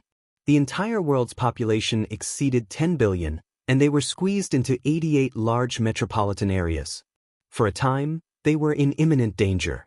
Even if the present humans developed the deep blue walkers, changed their tactics, and continuously obtained battle results, they still wouldn't dare to say that they had completely entered the strategic counteroffensive phase. Recovering lost territory could only be called a distant goal. This was the spiritual memory that mutants gave to the people of the present generation, especially the generation after the war. At this very moment, the bloody scene in the center of the fighting arena caused the spectators to feel fear. But the layout of the fighting arena and its powerful defenses gave them positive hints. They were the true masters of the fighting arena. They were the powerful ones who enjoyed everything. The stimulation brought about by this unique position of dominance was something that no other ferocious beast could ever hope to achieve. This illusory power and dominant position caused the flames in the spectators' hearts to burst forth in an even more intense manner. The people in the back row stood up, and the spectators in the front row crowded forward. They squeezed against the transparent protective wall, striving to get a closer look at the great mob basilisk's savage appearance. Luo Nen coldly swept his gaze over this chaotic scene. Even though these spectators were the largest source of noise, they were the most insignificant group within the structure of the altar. Who would pay attention to pigs and sheep that were about to run out of blood? But a subtle change appeared at this very moment. Everyone stood up and shouted crazily. There were some people who weren't able to truly stand up.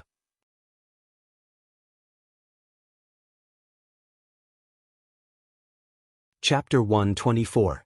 No one discovered the abnormality here. Everyone's gazes were focused on the fighting stage, appreciating the fight that was destined to end quickly. The first one.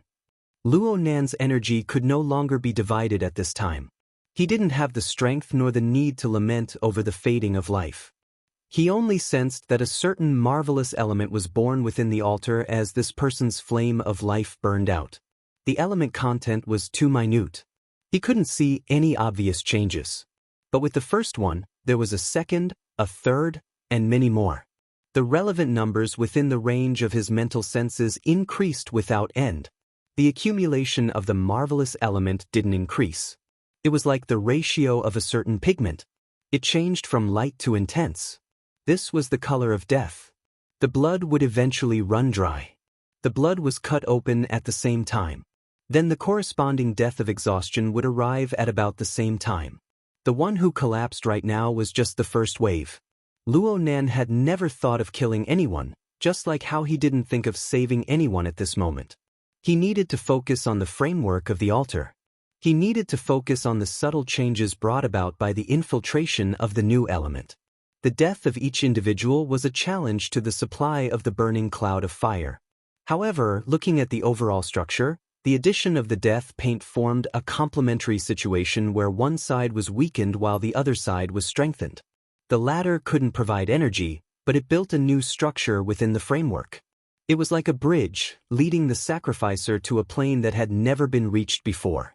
From the frenzy of life to the deep silence of death. Whether it was the human-faced arachnid, Ruewen, or even Luo Nan, they all touched upon this straightforward and deep domain. Luo Nan was a bit spellbound.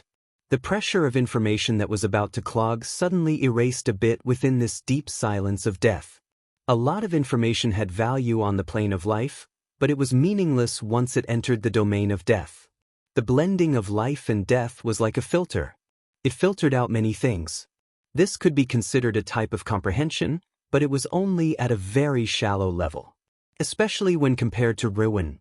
When the domain of death opened up to them, Luo Nan discovered that Ruewen possessed an inconceivable keenness towards this domain. Her keenness far surpassed Luo Nan's and the human-faced arachnid's degree. Every drop of life was able to bring her new harvests. Luo Nan vaguely felt as if Ruewen had come to his side. She stood side by side with him as she watched the flames of life extinguish, disintegrate, and evolve on all four sides of the stands. She obtained information that he was unable to comprehend from within. But from another perspective, Luo Nan was originally unable to discover this information. But because of Rui Wen's existence, he was able to come into contact with this information in advance.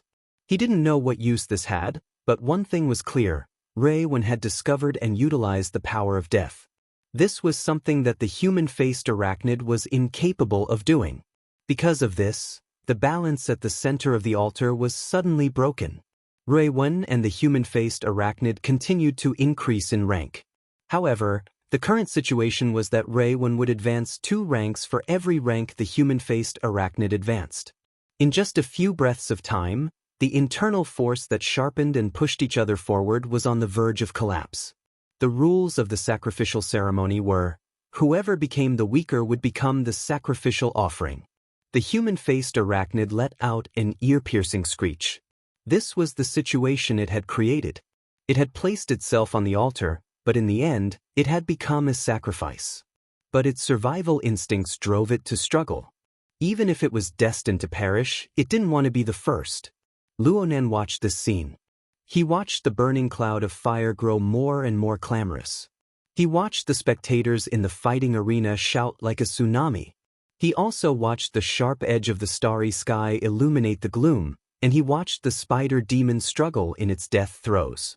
Inexplicably, he didn't have any fluctuations of emotion. It was as if he was watching a pantomime that had nothing to do with him. Or perhaps it was just a formula that was arranged and calculated on the surface of a paper. It wasn't that he had lost the ability to feel emotions. Rather, he simply didn't have the luxury to display his emotions. Maintaining the framework of the altar had already overdrawn all of his energy. Cragburst's transmission came at this time. "Scout, I've arrived at the VIP room." "Holy crap. It's a giant lizard." The great maw basilisk began to move. It slowly turned to an angle and determined the optimal path to hunt. According to its habits, it was about to launch an attack immediately. Cragburst just so happened to rush into the VIP room. He knocked out the contact who was about to scream in shock. He saw everything that was happening in the arena from that angle, and he gave a loud warning. "Speed up. Don't get distracted." Luonan's message was calm and peaceful to the extreme. Cragburst was clearly stifled, but he still listened to Luonan's words. He crashed into the secret passageway of the VIP room and made a mad dash towards Jack's location. Luonan didn't pay special attention to the great maw basilisk's movements. This was because his mind was unable to bear the heavy burden at this moment. It had already automatically adjusted itself to be divided into 2 parts, within the framework and outside the framework. The former was primary. The latter was secondary. The priority was undoubtedly to resolve the situation within the framework. As for outside the framework, then he would resolve it within the framework. This was truly a marvelous dichotomy. Luonan's thoughts stirred, and the heavily chained crow hummed with a trembling hum. It crossed the air and headed straight for the great maw basilisk. Luonan didn't know if he could control this mutant. His goal wasn't set that high. All he did was use his own unique method to pull what was outside the framework into the framework. As for entering the framework, who knew if he would become a priest or a sacrificial offering? The great maw basilisk moved. The surrounding spectators screamed themselves hoarse. Its 4 thick and solid limbs moved quickly, and it easily stepped onto the meter-tall fighting stage. Its enormous body swam through the air, and its enormous mouth, which could bite through steel, split open as it charged towards Rui Wen. Luonan watched all of this coldly. The heavily chained crow had already pierced through the great maw basilisk's head. The marvelous connection was completed. From his perspective, the great maw basilisk wasn't pouncing towards Rui Wen. It was pouncing towards the framework of his altar. It wasn't a collision. It was just a leap. The plane of reality, the mental plane, and the rendering of emotions. Everything interweaved into one place. His altar's framework was truly connected to every plane, towering majestically. Rui Wen still didn't open her eyes, but she clearly sensed it. She staggered her feet and dodged to the limit in this crucial moment. She dodged to the front of the great maw basilisk's charge. Anyone would dodge when faced with the charge of a high-speed truck. The spectators weren't disappointed. It's good that she dodged. It's exciting when there's a back and forth. The cheers from the spectators were like a landslide and a tsunami. But amidst this roar, a weak hissing sound inexplicably penetrated into everyone's ears. The great maw basilisk and Rui Wen's body staggered. Its enormous body was nearly the same length as the fighting stage. Perhaps it had charged too quickly, but it lost some control. It was unable to stop itself after landing on the ground. It directly leaped over the fighting stage. It actually stumbled and stumbled as it charged straight towards the spectators behind it.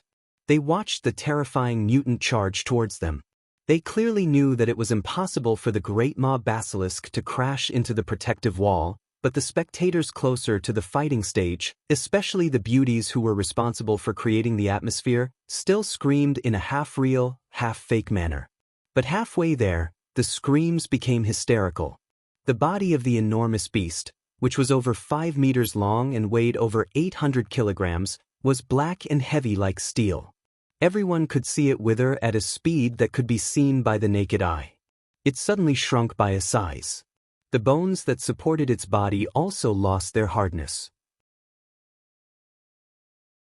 Its 4 limbs broke one after the other. It simply slid on the ground and crashed into the protective wall with a bang. It didn't struggle. The callous pupils behind its enormous eyelids had already been corroded into 2 enormous black holes. The great maw basilisk lay paralyzed on the ground. In only 2 or 3 breaths of time, its back, neck, head, chest, and abdomen, large chunks of flesh fell off one after another. In the blink of an eye, all that was left was a dense skeleton wrapped in blood vessels and connective tissue. Defeat and death were presented before everyone's eyes in the most bizarre and cruel form.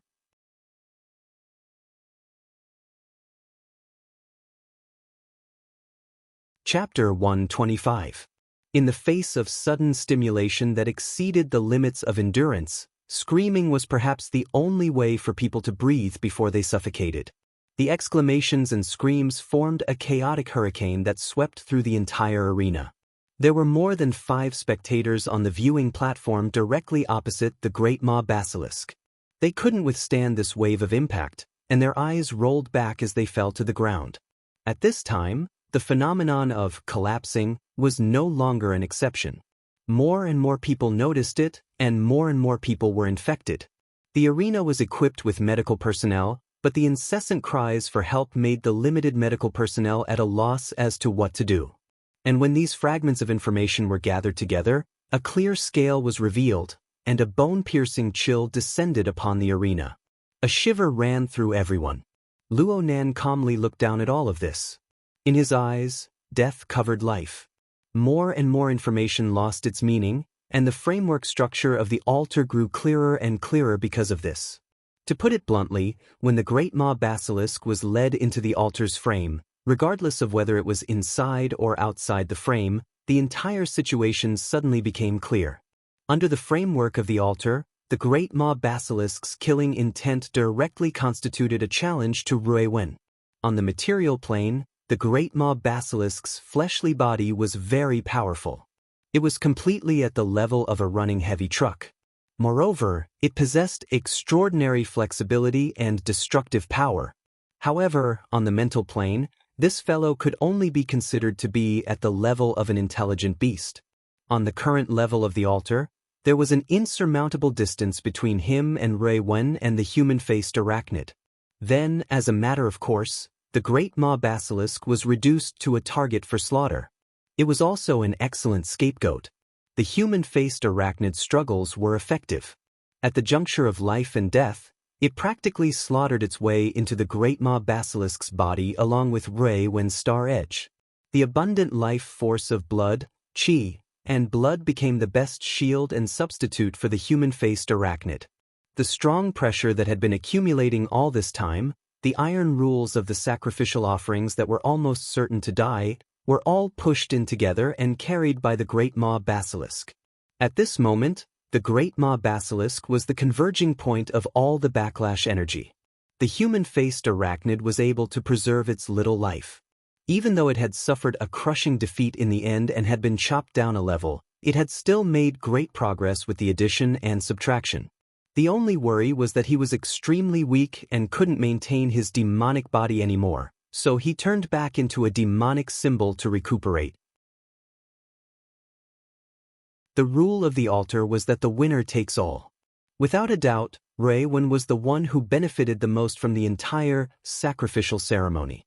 The instant the great mob basilisk stepped onto the altar, Ruiwen's star radiated the most resplendent rays of light. Destroying one's soul and destroying one's physical body were two completely different levels. There was no difference between them.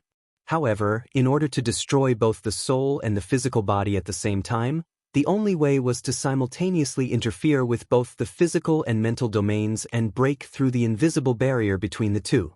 Ruiwen had done it. At this time, she slowly opened her eyes. Her pupils were still serene and silent, but she only stood there. Her even breathing carried a clanging sound. As for the mental plane, the turbulent burning clouds formed pieces of emptiness. But on the other hand, those empty silhouettes were like death gods that had stepped out of the void and raised their sides high. As the sole victor on the sacrificial altar, Ruiwen's star dominated everything. Wherever the radiance of the stars shone, she only needed a thought to squeeze out every last bit of value from the sacrificial pigs and sheep within the framework, turning them into deathly stillness. At present, the only obstacle was probably the speed at which Ruiwen was able to comprehend the information within. Luonan was probably the only person who could stop Ruiwen, as long as he was determined to dismantle this framework. But the corresponding backlash and the price he would have to pay made it so that he didn't have such thoughts at all. What he was doing right now was to observe the subsequent developments and changes. Unfortunately, the sealed ceiling above the fighting arena exploded open with a rumble a few seconds later. Wood shards, glass shards, and even steel fragments filled the sky. This caused quite a few spectators, who had already sunk into a fragile state of mind, to immediately pass over. Cragburst had rushed over. But at this moment, the sound of his chin hitting the ground was even clearer than the momentum he created. My God, her ability has awakened. It's at least B rank or higher. Cragburst was clearly distracted because of Ruiwen's awakening. He even forgot about the most dangerous person below him. Luonan never gave up on monitoring Jack. He immediately gave a warning, "Stop him." Jack merely shot a glance at the sky from the maglev referee stage. Then his figure tilted and he suddenly flew down. His target was none other than Ruiwen on the fighting stage. On the fighting stage, Ruiwen also aimed her gaze at Jack. The third battle of the road of adjudication? No, that senseless gimmick had already ended. There weren't enough people in the entire fighting arena who could endure that atmosphere. Jack understood this point very well, so he didn't make any gaudy displays. He directly activated the deep CEM field that gave Luonan an incomparable headache. Reality proved that the deep CEM field's effect on the material plane was quite considerable. The fighting stage, which had just been heavily stomped by the great mob basilisk, couldn't bear it any longer. The central region warped and collapsed. Then the entire ground caved in. The collapse of the fighting stage and the effect of the deep CEM field affected Ruiwen's balance. She used a set of small steps to adjust herself, dodging the frontal assault of Jack in passing. Stepping barefoot on the rubble of the fighting stage didn't seem to affect her too much. But then a muffled explosion rang out. The floor beneath the fighting stage exploded with a bang, sending fragments flying everywhere. Aside from Jack, this exceeded everyone's expectations. Even Luonan, who possessed all-encompassing perception, didn't notice that there was an explosive device buried in the floor beneath the fighting arena. Why the hell was this prepared for this scene? Ruiwen's figure fell down unavoidably. If this was the Ruiwen from before the Beast King battle, she could only wait until she landed before making adjustments. But the current Ruiwen was already completely different. She raised her hand during the process of falling. There seemed to be no signs of exerting force at all, but a hissing sound rang out amidst the chaotic scattering of fragments in the air. All the gravel and wood along the way were sliced in half, and an extremely sharp stream of air headed straight for the diving Jack. Jack reacted quickly. He raised his right arm and heard a muffled sound. The sleeve of his shirt was torn apart. His skin split open and blood spurted out, but there was no blood at all. A metallic luster flashed beneath the layer of flesh. Jack's right arm was a part of his body's transformation. The outside was wrapped in a layer of artificial flesh, and the inside was made of an extremely hard alloy. Right now, the layer of artificial flesh could be seen corroding and withering at a visible speed. The color of the alloy underneath was a bit dim. Highly corrosive? No, it's an even purer power. The glow of Jack's bionic eyes grew stronger as he stared fixedly at Ray Wen's face. A recording device buried deep within his body was recording and transmitting key information.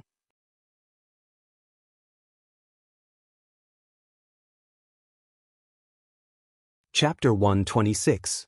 The area below the fighting stage was a sealed elevator platform. Even further below was the cargo passageway. The Great Maw Basilisk had been transported here through this passageway before being lifted into the fighting arena. The elevator platform had already started moving at this time. It moved down at a very fast speed. Ray Wen landed steadily on the ground. Her slender yet sturdy body immediately exerted strength to launch an attack against Jack, who hadn't yet stabilized his footing. She was more confident than ever that she could kill this callous adjudicator head-on. But then a short beep rang out from an unknown place. Rui Wen's eyes suddenly widened as a powerful electric current exploded from a certain location within her chest. It instantly bombarded her internal organs and spread to her forelimbs and head.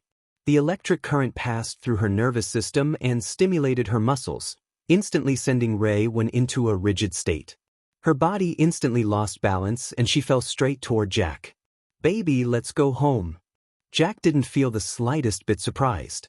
He extended his hand and scooped Ray Wen up. But soon his brows furrowed as a sharp chill pierced into his skin. Even his internal organs felt a bit cold. Rui Wen's awakened ability still existed even though she had suffered an unexpected heavy injury. The skin and flesh below Jack's ribs shriveled and fell off in an instant, revealing half of his sternum constructed from alloy plates.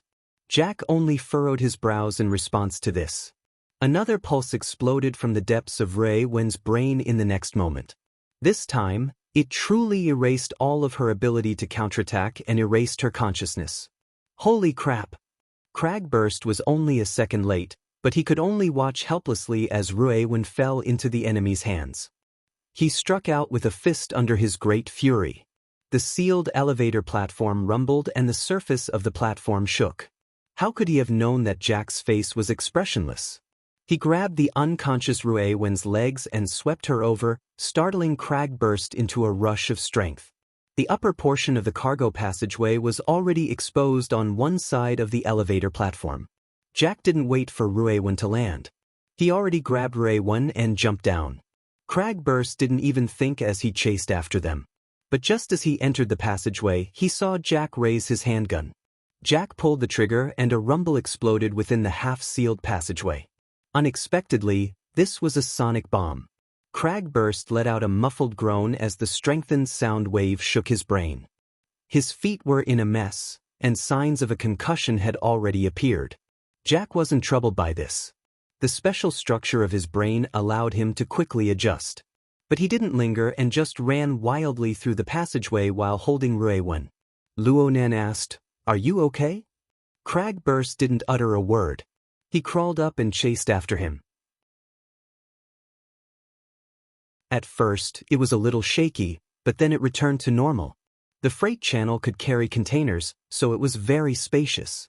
Usually, it also carried some shady goods. At the end of the passageway, there were garages on both sides. A group of gangsters in the passageway were oblivious to what had happened in the combat arena. They were gathered together, laughing and playing a large-scale AR game. The female protagonist in the game was almost broken by them. The tunnel was filled with moans and yells. Some people felt that this was not enough and began to call the real person. However, this freight channel was still relatively remote, so the other party needed to send out a car to pick it up. The caller could only get up while cursing.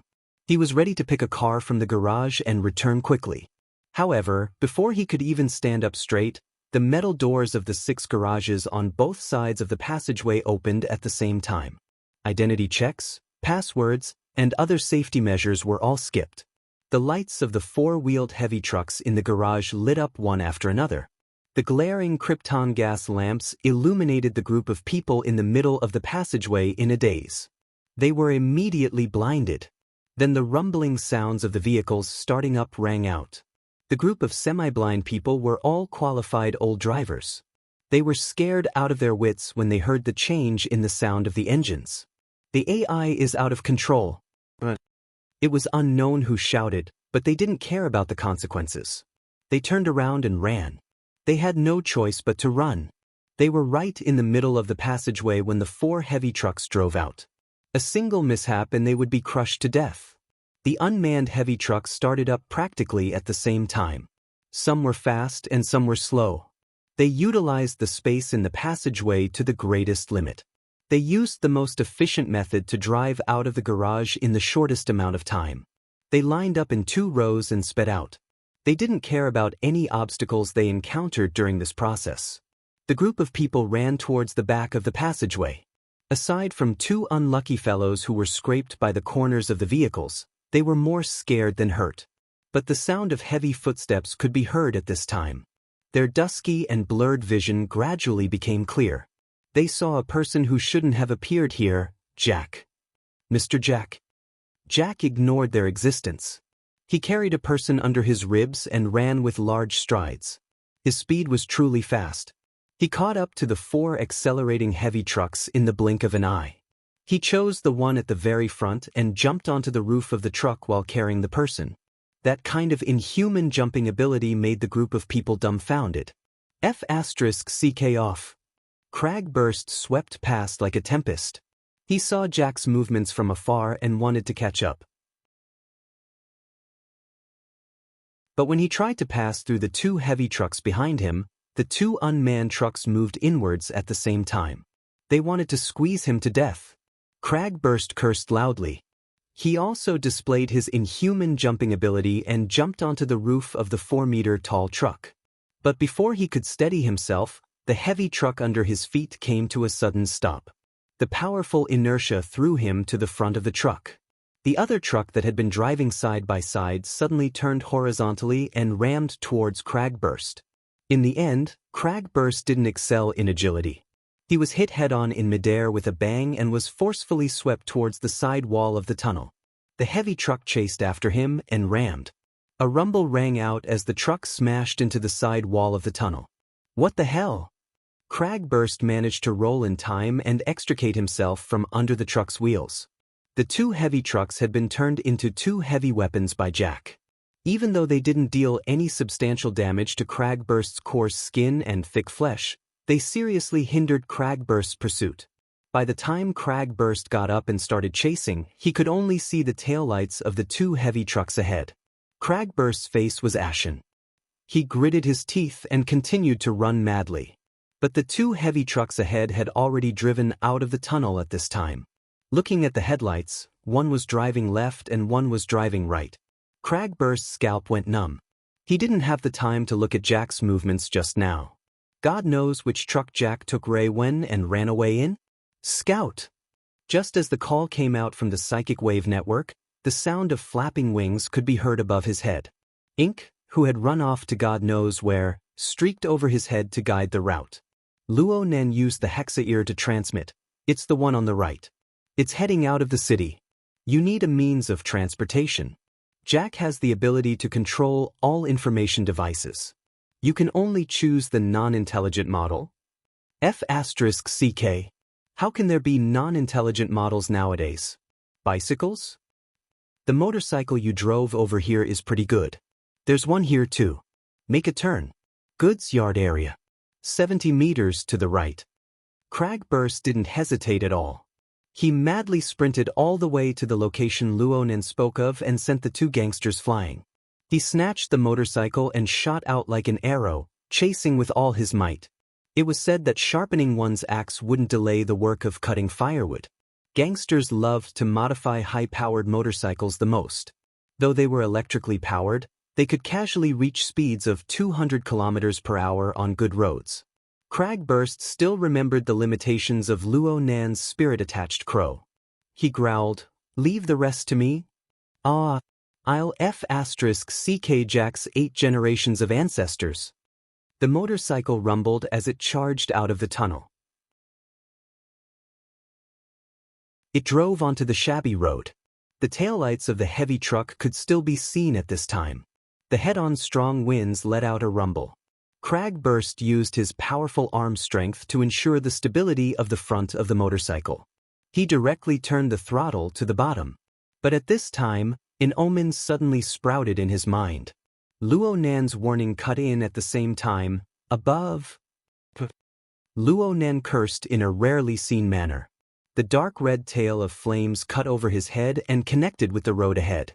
A fiercely expanding fireball appeared before Cragburst's eyes. The powerful shockwave and the terrifying raging flames instantly engulfed him.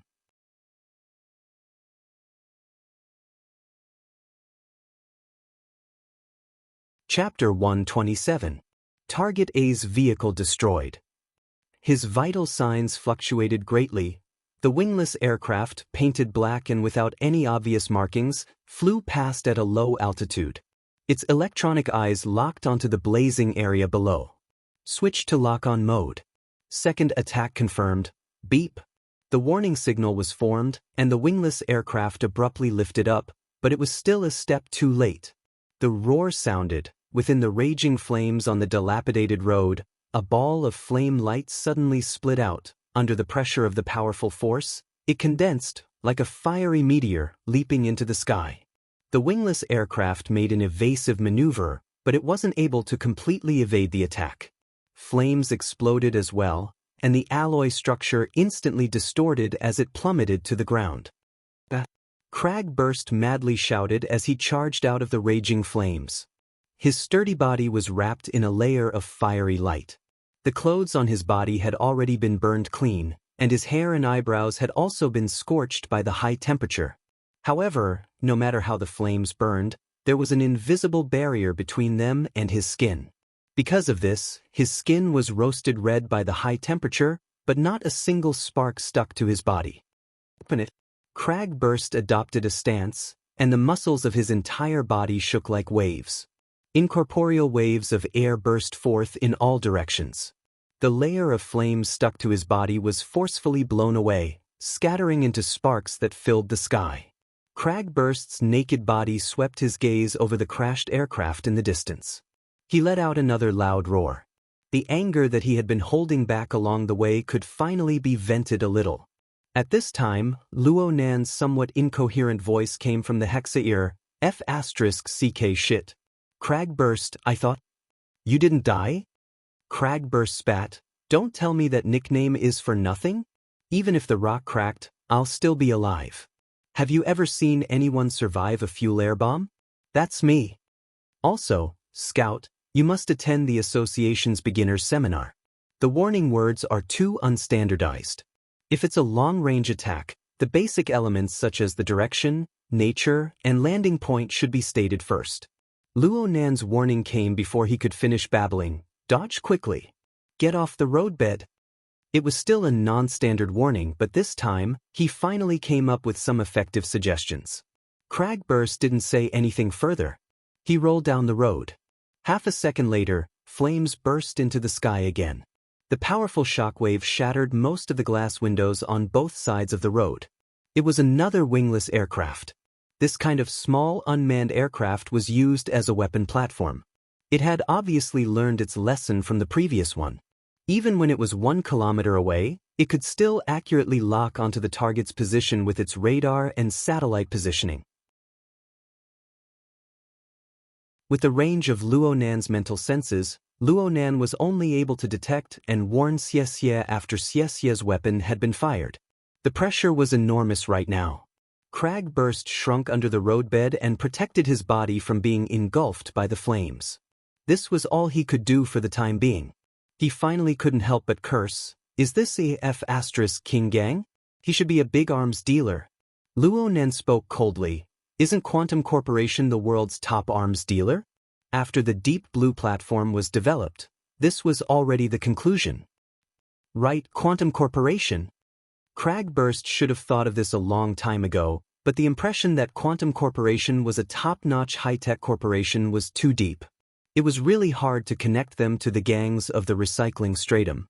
Even if they thought of collusion, they wouldn't have expected it to be to such an extent. Is this King War? He heavily smashed into the ground, unable to hold on any longer. He tumbled all the way away from the road, not daring to return to the cargo passageway. Instead, he charged towards the main building of the Dashang building.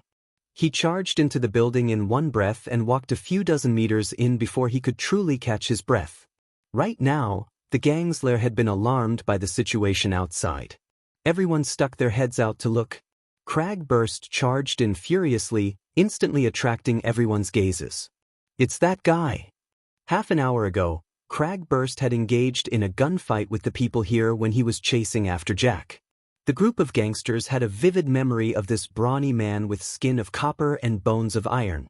The group of gangsters immediately drew their weapons and brandished their sticks. And then, there was no then. Cragburst didn't even have time to make a move. Luo Nan had already knocked out the entire group. Even though the human-faced arachnid had degenerated into a wraith sign state, knocking out these small fries at its current level was as easy as blowing off dust. In the end, all Cragburst did was find a relatively large person and strip off his clothes to cover his vital areas. The entire process didn't take more than 20 seconds, but Cragburst's expression was still ugly. We've been delayed for too long. Even if it's a heavy truck, it should be 10 kilometers away by now. What the hell is this guy thinking? Where does he want to take Ruewen? Ruewen's situation could be seen with a single glance. She had been implanted with a control device early on, which was why she didn't have the strength to fight back. This kind of situation would occasionally occur in other underground fighting arenas. It was mainly for the sake of safety. But this move of Jack's was clearly aimed at abducting someone. This was 2F** King Strange. Ruewen just awakened her ability. He wants to sell an ability user for money?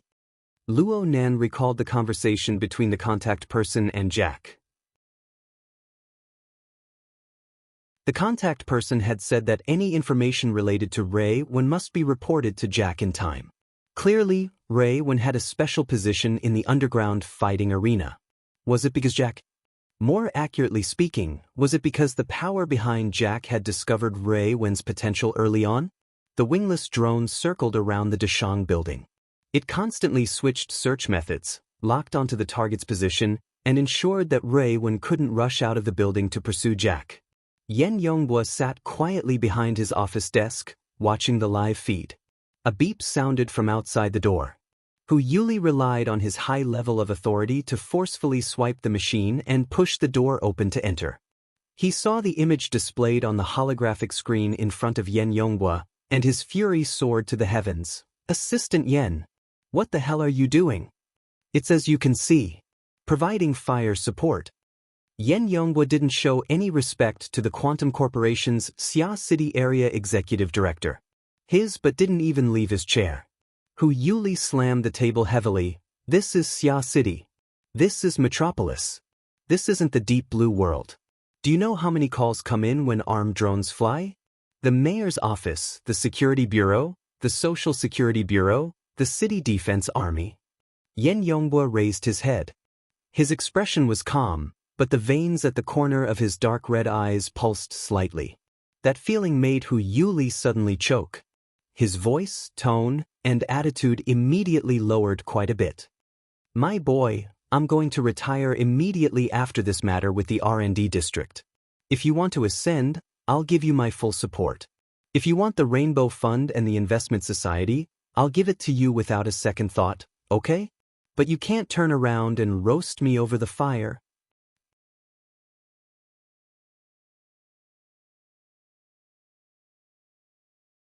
Chapter 128. Research Mission? Research requires the use of armed platforms?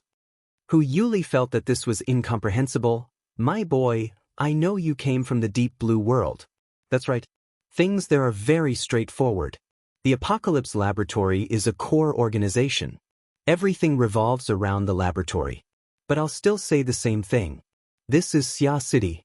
The government and the military are the ones who make the rules. We are a company. We should use money and connections to solve problems. This is what we should do. It doesn't matter who makes the rules. The assessment department and the methods determine everything. Yen Yonghua leaned back in his chair and interlaced his fingers. You are responsible to the company's board of directors. You need to accomplish your revenue targets. I am responsible to the laboratory. I need to accomplish my deadlines.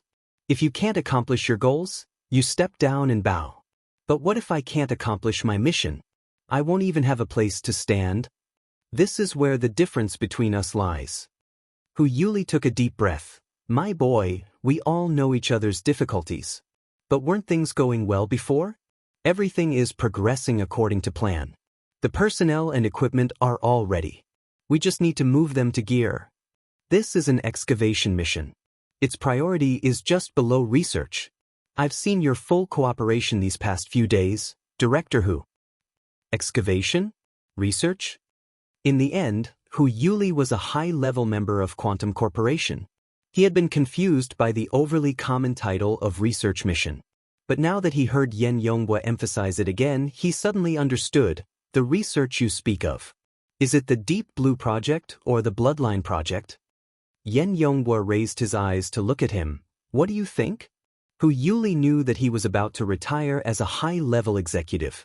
It would be best if he didn't get too involved. He immediately took a deep breath. Fine. I was reckless this time. But my boy, no matter what the mission is, no matter how high the priority, there is nothing wrong with paying attention to a few methods. Right now, the company is very passive in Xia City because of this matter with the R&D district. The pressure on me is great. If I don't reverse this situation, many missions will be disturbed. Whether it's excavation or research. Don't you think so? Yen Yonghua wasn't blindly arrogant. Seeing that Hu Yuli had completely admitted defeat, he stood up with a smile and had his secretary bring 2 cups of coffee. Director Hu, it is unfortunate that an accident occurred.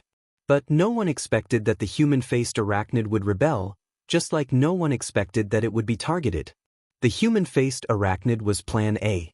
We were close to success when it was destroyed, but this was not the end. Gear was Plan B. We have done very well up until now. But the problem is that the road to happiness is strewn with setbacks. The highest priority has appeared, and we have to prioritize. Fortunately, this should only be a temporary mission. As long as everything goes smoothly, we will only be nervous for 2 days at most. It won't affect the implementation of Plan B. I hope so. Hu Yuli didn't wait for the cup of coffee. He didn't even need to drink it. Right now, his heart was filled with bitterness. He immediately said his goodbyes. Yen Yonghua walked him to the door. When Hu Yuli was about to open the door, he hesitated for a moment. In the end, he could not help but turn around and say, Can you answer a question? Please go ahead. I am very clear about the importance of excavating the Stargate. If we can control the Deep Blue world, we will completely change the course of human history. However, on what basis did that research have to be prioritized over the Stargate? Is it because of its taboo? My instructor in the laboratory, Mr. Li Wei, once said, everything can be delegated to mortals. Gods only need to control life. Yen Yonghua spread his hands. From his perspective, the research of life is the domain of gods. Humans and gods have different standpoints. Hu Yuli shot a cold glance at Yen Yonghua. He said no more and left with large strides. In the lower levels of the Deshang building, Cragburst gradually calmed down as time went on. After muttering to himself for a moment, he suddenly proposed, I'll contact the society. There are dozens to 100 people in the fighting arena. If he doesn't take Rui Wen away, she will be targeted once she awakens her ability. The possibility of her being an ability user trafficker is very high. According to what I know, many underground powers have similar mechanisms to nurture venomous insects. They exhaust all methods to stimulate the potential of their targets, catalyze their awakening, and then sell them for money. Large companies and secret orders are all very good buyers. Cragburst said coldly, when it comes to this sort of thing, we can only see one and eliminate one. Right now, This is no longer a matter of investigating you. This matter will be handled by the society. Even if it's Quantum Corporation, if they can't give us an explanation, we'll beat the fuck up. But just as he made his decision, he smashed a fist into his palm. The most important thing is still tracking. Luo Nan was quite helpless as well. Actually, with the speed of his soul, he could lock onto Jack if he wholeheartedly focused on tracking him. But Cragburst had been ambushed and pinned down, delaying him for such a long time. He might be able to catch up to the heavy truck, but Jack knew of the existence of the soul body. Would he just obediently stay in the truck and drive all the way out of the city? Not to mention that Quantum Corporation had already directly made their move. After covering fire, it was time to provide support and move. Xia City had a population of 200 million. Hiding two people was far too easy. It would be great if Cat Eyes was here. With her psychic perception, as long as she made contact with Rui-Wen, locking onto them from a distance of 300 to 500 kilometers is nothing difficult. Alright, your all-encompassing perception is so awesome. Do you know what psychic perception is? Alright, aren't you a psychic? Why don't you try drawing a picture? Luo Nen didn't respond. Cragburst also knew that this was just wishful thinking. He clenched his teeth and said, I'll contact the society first. If we can't catch him, we'll have to hand him over. In short, we can't let that bastard escape. I'm going to personally crush his skull.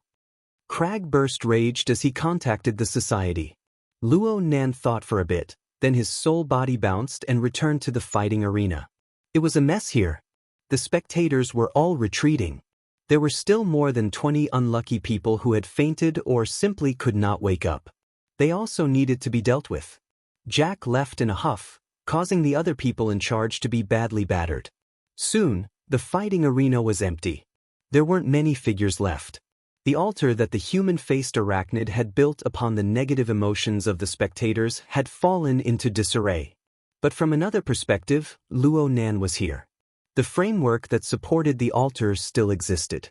The rules of the sacrificial ritual continued. The sacrificial process had yet to truly come to an end. Under the iron rule of winner takes all, as the final victor, Rui-Wen had yet to completely withdraw or clearly renounce her rightful rights. The human-faced arachnid had taken advantage of the great mob basilisk's disruption to divert the disaster to someone else. But all the spectators present were sacrificial offerings. They were targets to be harvested. There was still a connection between her and these sacrificial offerings. There was still a connection between her and the altar framework. Luo Nan could clearly sense this.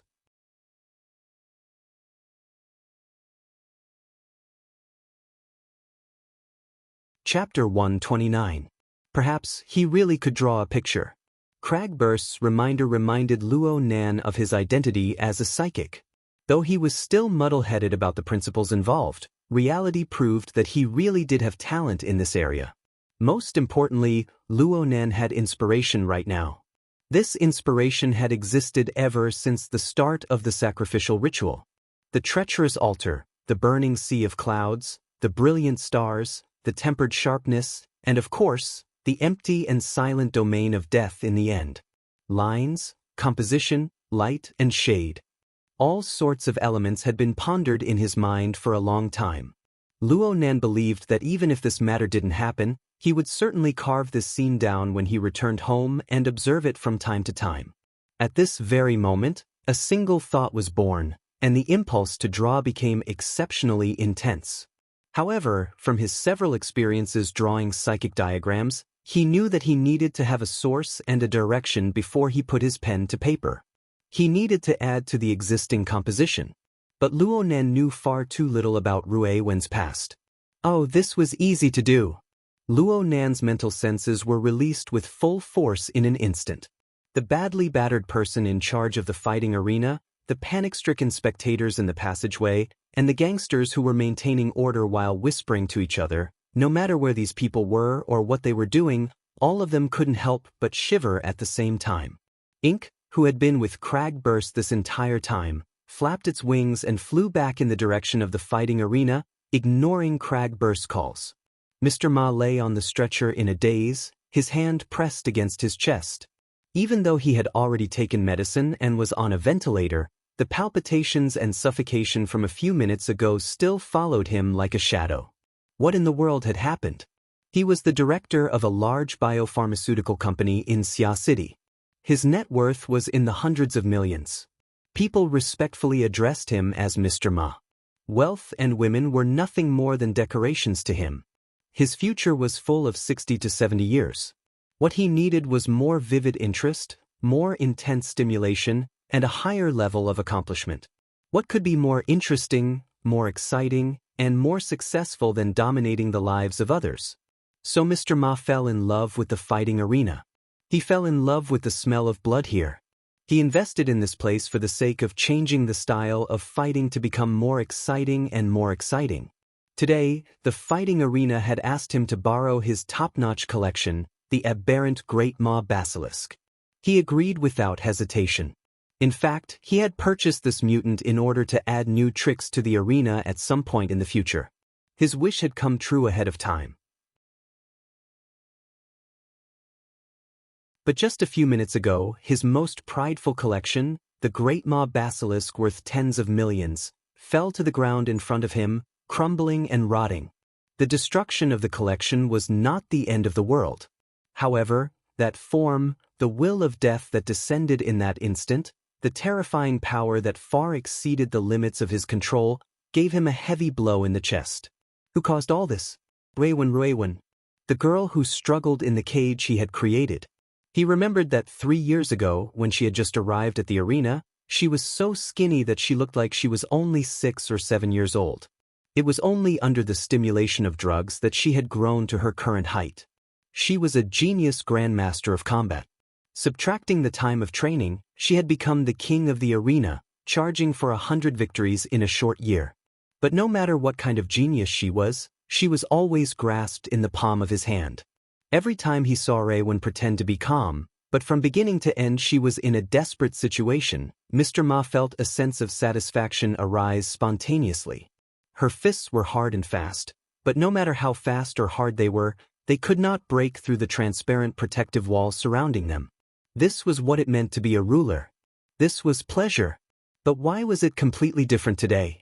From beginning to end, not even a strand of his hair had been harmed.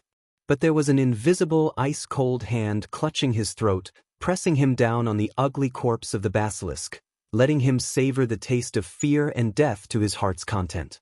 Ruiwen, that plunder, the ominous crow, the exit is up ahead. The relieved voice of the medical personnel beside him rang out. The ambulance is already parked in the parking lot.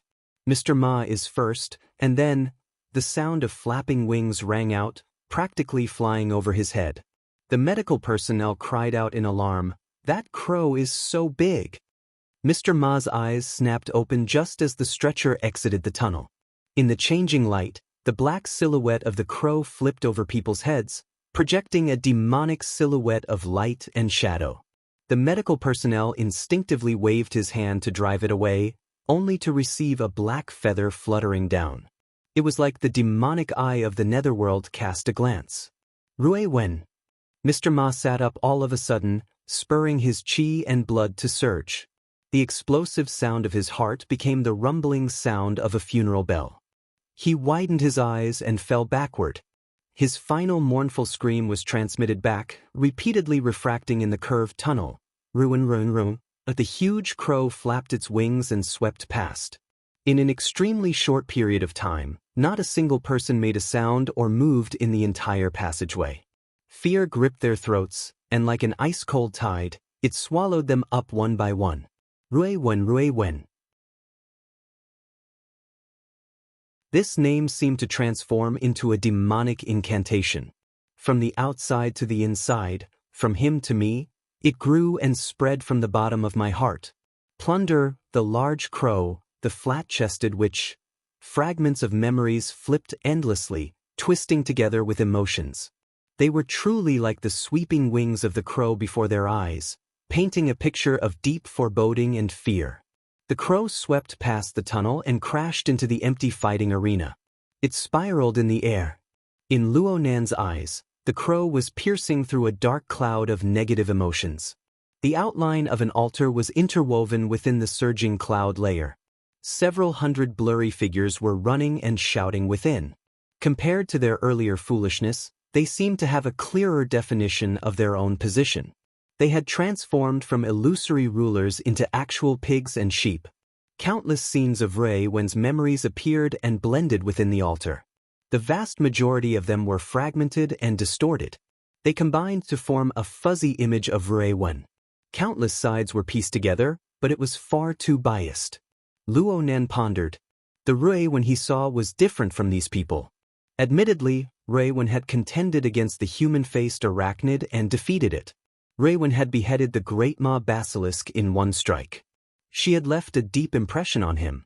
But the first impression Wen gave him was that of a young and inexperienced child with a towel covering her head in the waiting room. She had used childish words to converse with Mr. Crow. She had sunk deep into the circle of her own logic. Perhaps her self-identity leaned more toward that of a crow than a person. But no matter what, she was the one and only victor on Luo Nan's altar. She had sacrificed everything and reaped everything. Luo Nan was the bearer of the altar's framework. He had the obligation to bestow blessings upon the victor. Ink let out a coarse squawk that was absolutely not pleasant to listen to. But this hoarse voice surged together with a call on the mental plane. It was suddenly thrown into the night sky of Xia City, the sole victor, Wen. The dark clouds surged and churned. A bright and resplendent star rose beyond the heavens. Its sharp radiance swept through the clouds and mist. The outline of the altar's structure became unprecedentedly clear. It was just like the shape of Luo Nan's pyramid.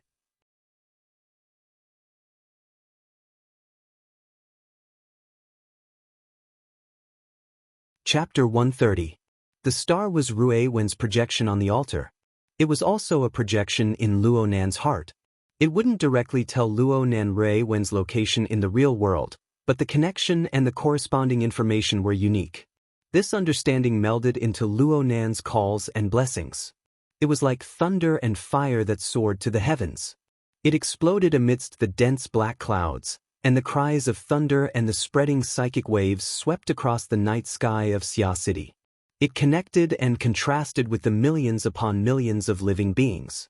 There was only one goal in the world that corresponded to it. This was Luo Nan's attempt in a flash of inspiration. It was like the stroke of a god when painting. He didn't know if he could get the result he wanted. All he could do now was wait. Scout, scout! Cragburst's shout rang out, pulling Luo Nan back to reality. I'm here. Where did you go? Here in the arena. I'll see if there are any clues about Raven in preparation for the psychic map. What do you think? Can you do it? It's hard to say. Right now, Luo Nan's lies really came out of his mouth as soon as he opened his mouth. But in a certain sense, this could not be considered a lie. He was indeed preparing to communicate with the touring spirit. It was just that he had already finished drawing it. Cragburst was a bit disappointed, but he quickly changed the subject. The secretary wants to talk to you. Is it convenient for you? Secretary? You mean Sister He? Of course it's convenient. How is it inconvenient? Luo Nan just felt baffled. He Yueyin could have contacted him directly through the Hexa ear. Why did she need to ask Cragburst? Cragburst said, "Oh." Very soon, a new call came in. Hello, Mr. Luo. I'm He Yueyin. The code name of the association is Secretary. Sister He. Luo Nan didn't understand why an internal code name had suddenly jumped out. It was as if he wanted to recognize it all over again. It was very odd. Soon, He Yueyin gave an explanation. The society has already received Cragburst's report and has decided to intervene in this matter. Since it was related to a social enterprise, to avoid trouble, the association added in confidentiality procedures. Those who participated in the operation were all referred to by their internal code names. The briefings before and after the operation were also handled in this manner. Due to the special nature of your situation, Friday night's briefing will be handled accordingly before Monday's announcement. Luo Nan suddenly felt very formal. It was as if he had entered a military department. Was the Ability User Society always like this? Very soon, Cragburst's rueful sigh explained everything. The customs have changed. It's like I've returned to the army. He Yuan's communication continued. As for Mr. Luo's code name, I originally drafted one on your behalf. It's called Painter. Very good, very appropriate.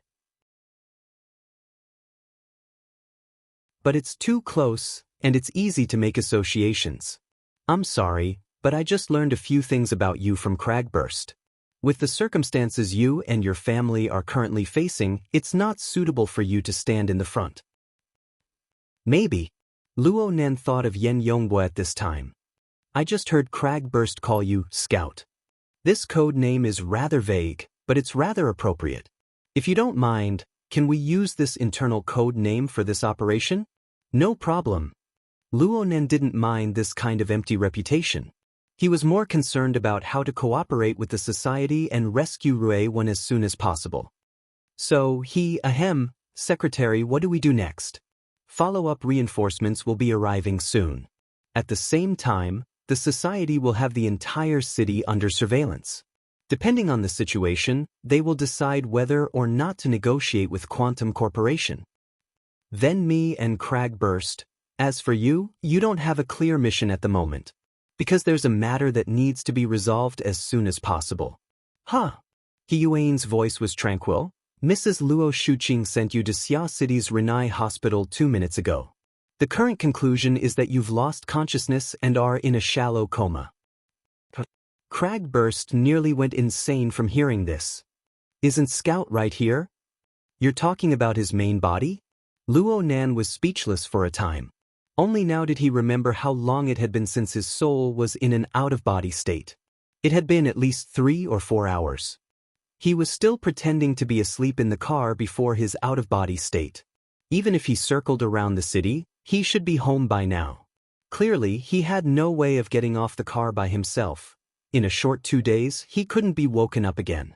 And this time, he really couldn't be woken up. It must be known that his aunt and uncle had just secretly done a DNA test for him. Under these circumstances, the two couldn't help but think too much. Mr. Luo, Cragburst says that you're attaching your soul to Crow's body, but I don't think so. He Yuan didn't call him by his code name, indicating that this matter had nothing to do with the operation. It looked like the matter of his out-of-body state couldn't be concealed any longer. Luo Nan was just about to come clean when He Yuan spoke. I've consulted old man Yu. Your situation is very likely to be a rather complicated soul attachment state. In other words, the vast majority of your consciousness, or perhaps it should be said that your soul has been projected through your ability to come to Crow's body. This is an extremely troublesome situation. It will cause continuous wear and tear to both you and the target of your soul attachment. If the separation isn't done in time, the consequences will be extremely serious. I've already informed Cragburst that you shouldn't go anywhere right now. Mr. Bai of the Society is rushing over right now. He's proficient in the dream-inducing technique and has deep attainments in the study of the soul. Let him diagnose you. As for the matter of the hospital, I'll take care of it. Hold on. Sister He. Right now, Luo Nen didn't know why old man Yu, the strongest psychic in the society, would make such an error in judgment.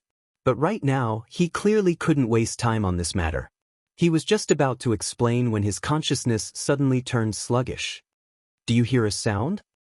Mr. Luo? Luo Nen didn't respond immediately. Instead, he concentrated his energy to listen attentively. He had an answer after a breath of time. He immediately said, Sister He, you help me out. Brother Octopus knows more about my situation. You can talk to him. I think I've discovered Rui Wen right now. Where? Cragburst and He Yuan asked at the same time. Wait for me to confirm. Luo Nan's voice had yet to fall when a marvelous feeling came back from far away. It was like a rock falling in free fall. Under the marvelous effect of gravity, Luo Nan's mind was completely drawn over. Boom! The rock fell into the water, creating clear ripples. The surrounding environment suddenly turned silent. Only Luo Nan, this little rock, sank all the way down. His consciousness rubbed against the body of water. The subtle sounds soon turned muddy within the weak background noise. In the end, Everything returned to tranquility. Luo Nen wasn't confused by such a marvelous perception. The pulling effect of the format pyramid and the stars told him that his consciousness had indeed locked onto Rui Wen's position. He was trying to make contact with Rui Wen's consciousness. As for why it was such a deep body of water, actually, there was a reference in front. Jack's mental defense was like this. However, Jack's mental defense should have been modified. It was stable, firm, and rigid. It was like a pool of half-frozen, stagnant water.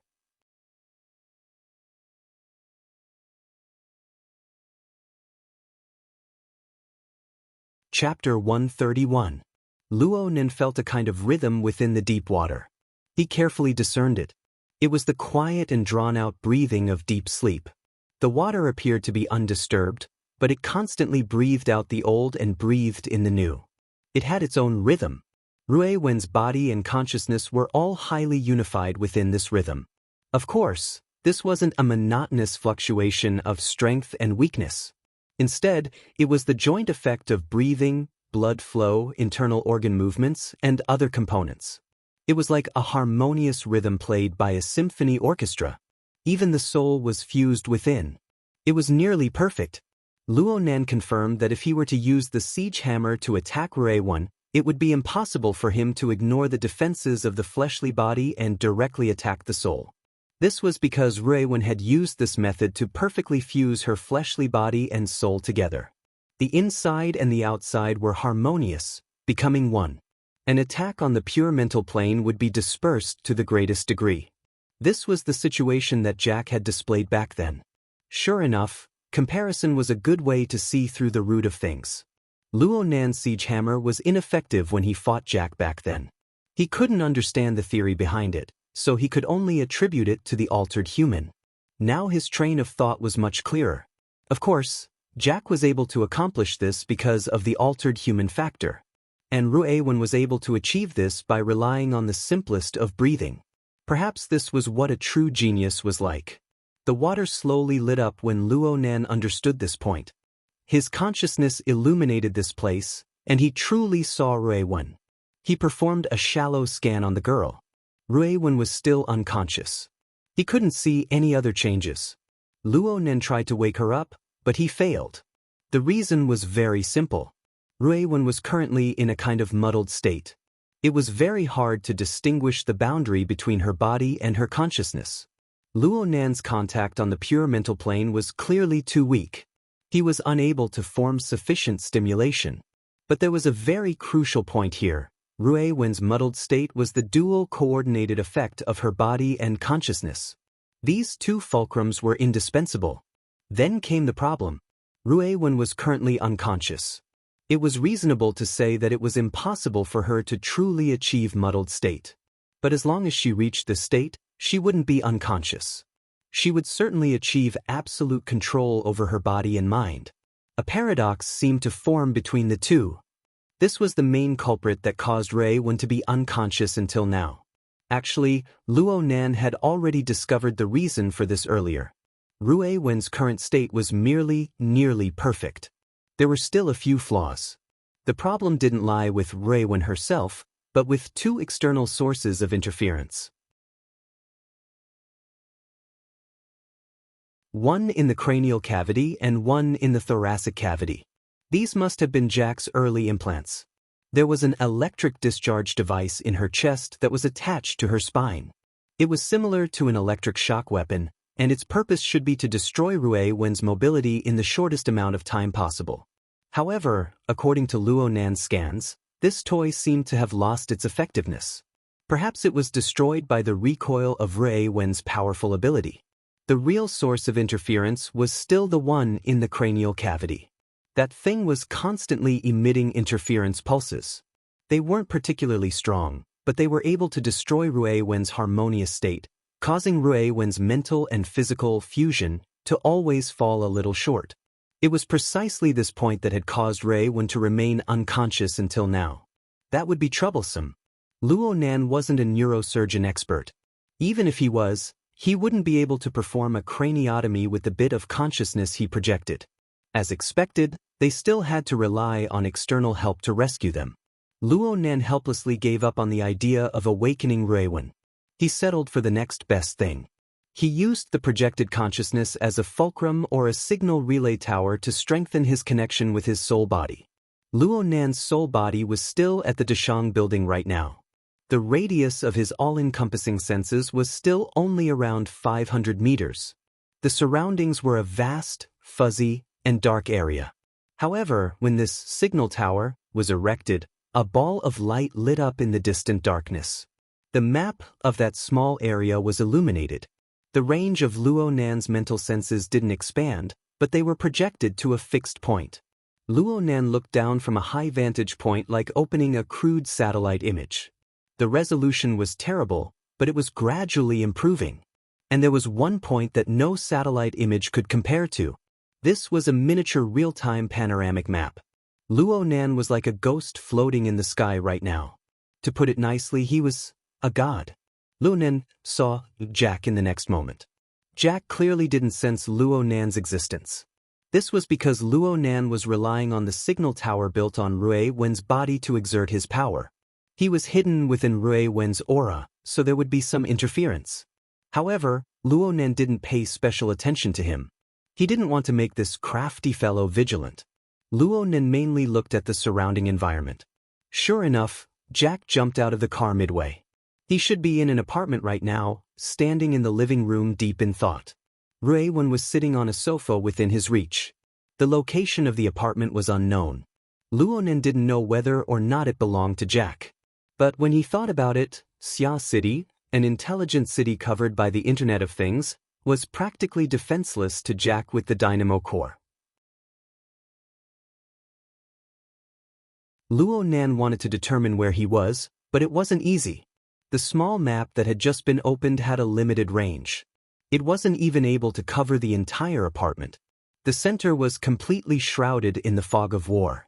The only relatively clear information was the direction and distance. He had to compare it with the map of Xia City to make an estimate. Luo Nan compared the map on the psychic wave network while trying to make adjustments between the range and precision of his senses. He wanted to find a relatively ideal middle point. A call suddenly came in from Jack's side while he was tossing and turning. Jack was standing in the apartment's living room deep in thought right now. He laughed coldly when his wristband vibrated. He snapped his fingers and the holographic screen in the living room lit up. A figure that gave Luo Nan a deep impression appeared clearly. "Hey Jack, how does it feel to be the center of the world?" Yen Yonghua raised the cup of coffee in his hand to greet Jack from afar. Jack responded coldly, "It's not great. You've gone from a banker to a gambler, and you've put your entire fortune on the line. Even if you have a blackjack in your hand, it's still no good. If you have the time to joke around, why don't you tell me the route of escape? Actually, when I picked up, I thought you would say that there's already a car parked downstairs." It could be seen that the relationship between Jack and Yen Yonghua was colder than usual.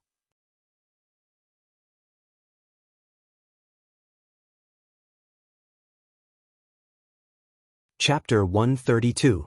Professionalism? Jack's dark red electronic eyes stared at the hologram. The scars on his face seemed to have solidified. "I came back from the deep blue world and holed up in the recycling stratum as a gang leader. I served as a hired thug for Quantum Corporation. Is that professionalism? Oh, ideals? It's desire." Jack knocked his own chest. To be the head of a miner in the deep blue world, mining tens of thousands of meters deep every day. Or to return to the big city, free and unrestrained, doing whatever you want. Anyone with normal desires would make the same choice as me. I paid a great price for this. I relied on a bit of luck to come to Xia City. Yen Yonghua was a bit surprised. He wasn't surprised by Jack's choice, but rather his attitude. Now wasn't the time to pour out his heart? He believed that Jack definitely had some other goal. So I'm very annoyed. I've been in Xia City for over 3 years.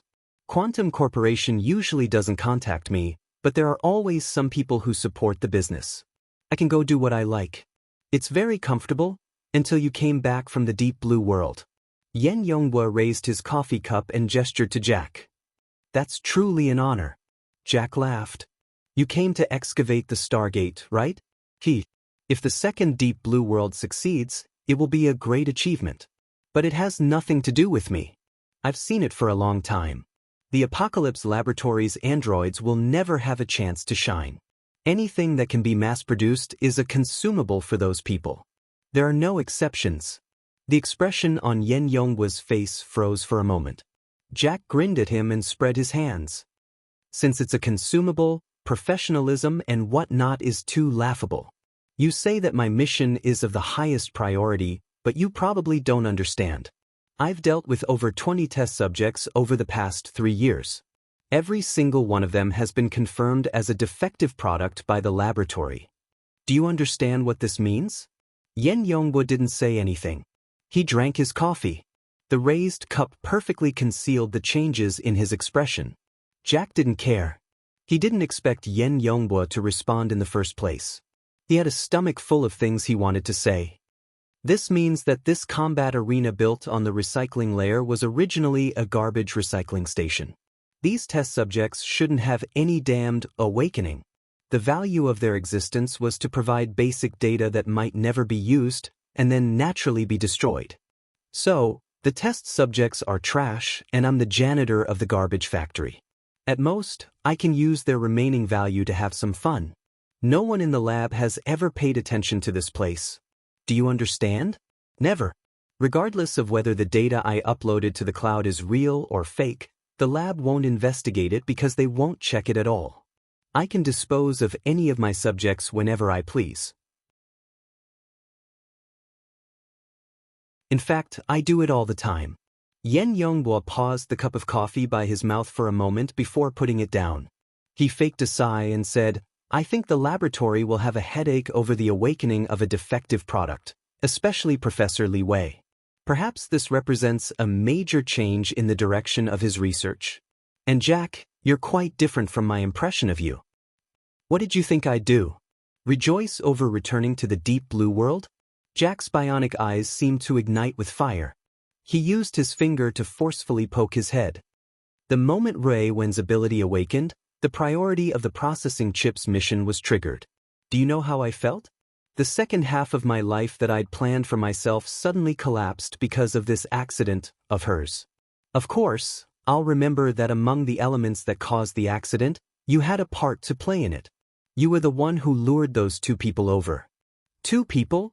Yen Yonghwa captured the key information, but he absolutely wouldn't take the blame for such a thing. Wait a minute, Jack. Do you remember? I told you to take care of the fellow in the off-road vehicle before receiving your reward. But what did you do? You paid in advance. And then? When I was providing fire support for you, that big guy was still alive and kicking. You definitely don't know how shocked I was at that time. What he was implying was that if you had taken care of your opponent earlier, the current situation wouldn't have happened. As for the so-called credit, to hell with it. After all, strictly speaking, if Rui Wen's awakening tonight was considered inevitable, then Yen Yonghwa and Jack, who had caused new problems, wouldn't be able to escape blame. In reality, the laboratory would definitely investigate this matter if the matter was blown out of proportion. If it wasn't properly resolved, then Yen Yonghwa would have to face an extremely embarrassing situation when the time came. He still wanted to talk to Jack at such a tense moment, which meant that he wanted to tie up loose ends. However, Jack had already deviated from this topic. Jack still displayed an extremely shocking frankness. Yes, I admit it. I paid the price for a moment of stupidity. Oh, you can record this sentence as proof. In any case, I've already said too much. Do I need to repeat myself? No, thank you. Yen Yonghwa admitted that he already couldn't understand Jack. This fellow had turned into a madman with self-destructive tendencies just because he wanted to return to the Deep Blue World. This was a troublesome situation that he hadn't anticipated. Oh wait, an emotional altered human? Where were the preset emotional templates? Yen Yonghwa was well aware of the principles of altered humans. Overly deep modifications had already destroyed their thought, feelings, and the ability to coordinate their actions. It was like a bad band. Not only would it not be able to play a pleasing melody, it would instead become a noisy disaster. In order to overcome this problem, people had used a disc, that had already been recorded to replace the role of the band. The melody in the disc might be pleasant to listen to, but it was also mechanical and rigid. There wouldn't be any impromptu colorful variations. From the very beginning, the altered human's emotional pattern had been clearly defined. Therefore, altered humans could become emotional, but it had to be a recorded emotion. It had to be an emotional rhythm that was played after the preset conditions were met. Yen Yongbo found it hard to imagine how stupid a production line would have to be to install self-destructive tendencies into it. Or could it be that this bro had been infected with a virus? Jack, are you all right? Of course. I've never felt this way before. From what Yen Yongbo could see at this very moment, the glow in Jack's electronic eyes was clearly radiating a crazy flame. You should understand my position now. In order to leave the deep blue world, I can do anything. No matter how stupid or crazy, it's no problem. So.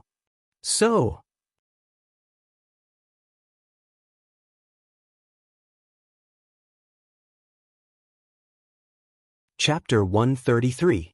Yen Yongbo raised his eyebrows and leaned back in his chair. It seems like in your eyes, I'm just a son inheriting my father's shadow, a second-generation rich kid with nothing to do. Jack shrugged. I'm just saying that you're much more comfortable than your old man. It's been over 3 years. Is Professor Yen Hong still in such a sorry state when faced with competition? Yen Yongbo didn't mind Jack's mockery at all. Instead, he laughed softly. No, he's even worse off. He's even starting to be marginalized. There's nothing he can do about it. His research ability is at that level. No matter how much data he obtains, it'll just make him toss and turn for 2 more days.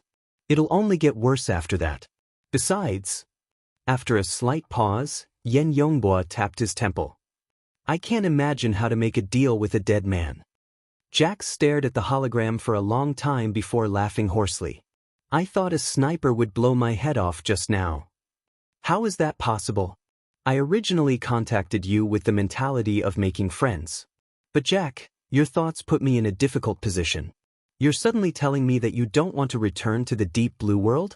If it wasn't for you, perhaps I would have already boarded the transfer plane? Assistant Yen, you're the source of my inspiration. But Yen Yongbo was amused by Jack's counterattack. He confirmed once again that this bastard Jack was indeed mentally unstable. His hint was very clear, all right? I came to communicate with you with good intentions. Are you sure there's nothing wrong with your brain nucleus? Yen Yongbo straightforwardly made things clear. His meaning was very simple. Whether it was the Apocalypse Laboratory or Quantum Corporation, a cyborg like Jack had to be treated as a consumable while guaranteeing loyalty. They could only use some technical methods, like the brain nucleus implanted in Jack's brain. Apart from providing all sorts of advanced thought patterns, it also had monitoring and recording functions. If it was confirmed that Jack had rebelled, the laboratory had specialized equipment to destroy the function of the brain nucleus.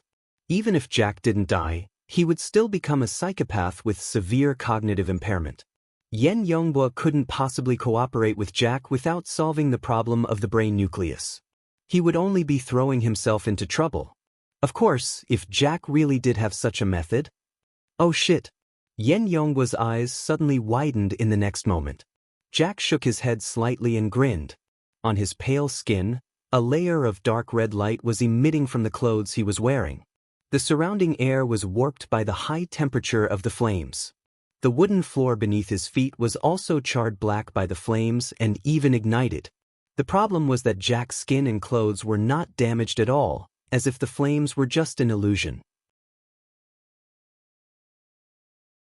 The dark red light passed through the screen and burned Yen Yongbo's eyes. His body subconsciously leaned forward. Ignoring the stimulation of the flames, he carefully observed the distortion of the surrounding air. After a few seconds, he finally came to a conclusion. Format of fire. As you can see, Jack's body was still emitting flames. He squinted his eyes slightly. Although he was wrapped in flames, he was enjoying it immensely. Yen Yongbo was stunned for a long time before saying, "The modification you received, is it third-generation burner technology?" "No, that's not right. I've seen your information. Your artificial organ ratio has reached 55%, far exceeding the upper limit of the archetype format's 14%. Jack extended his thumb and forefinger, making a stretching motion. Dynamo movement technology. Are you trying to make me laugh? Yen Yonghua no longer pretended to be deep. He stood up and heavily slapped the table with both hands. Although I'm a first-generation burner, the first in the world. Art, thank you. Yen Yonghua practically gritted his teeth in thanks. Then he said, it's true that I'm a first-generation burner. But after 90 years, for 6 years, I've practically always been at the Apocalypse Laboratory. I haven't fallen behind in every technological update. From the very beginning when I simply ignited my life force, to the second generation and the exoskeleton armor, to the third generation's internal structural strengthening. Of course, that includes the fourth generation dynamo movement technology. Do you remember, Jack? I just gave you that deep sea Type 4 dynamo movement core. Jack moved his fingers and looked at the burning flames coiling between his fingers. He was like a child who had just received an expensive toy, unable to put it down. The fourth generation dynamo movement technology you're talking about, is it the laughable result of your old man being led by the nose by others? That castrated version of technology that Quantum Corporation is so pleased with? He raised his eyes to meet Yen Yonghua's cold and severe gaze. My dynamo movement core technology isn't that complicated. It's just a proper application of the dynamo movement core. It's a crucial method to allow an altered human, no, anyone to become a burner. There was a moment of silence both inside and outside the holographic screen. Luo Nan was already stupefied from watching. He looked down from high above and witnessed the entire process. The large amount of background information overwhelmed him.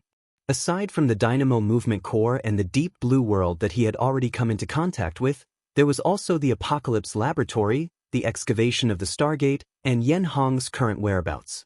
Unfortunately, they were all fragmented fragments. Wanting to piece them together was undoubtedly an extremely arduous task. And naturally, Yen Yonghua's current reaction surprised him the most. Luo Nan had seen Jack's format of fire before. He originally thought that this was a new technology that Quantum Corporation and the powers behind it had secretly promoted. But he understood from Yen Yonghua's reaction that Jack's situation was actually a special case. Now this was interesting. According to what Jack said, he was just the head of a miner mining in the deep blue world. How could he know all this? Luo Nan was racking his brains when he suddenly sensed that Rui Wen's breathing rhythm had become a bit chaotic.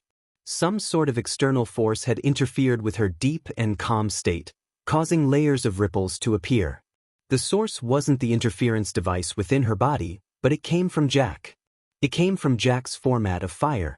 The hot wind assaulted, and the calm lake stirred with waves. It hadn't reached the point of surging tides, and the change wasn't particularly intense. But even so, Rui Wen's breathing still instinctively adjusted after a period of disorder. This adjustment wasn't to return to a state of tranquility. Instead, it was to harmonize with her current state.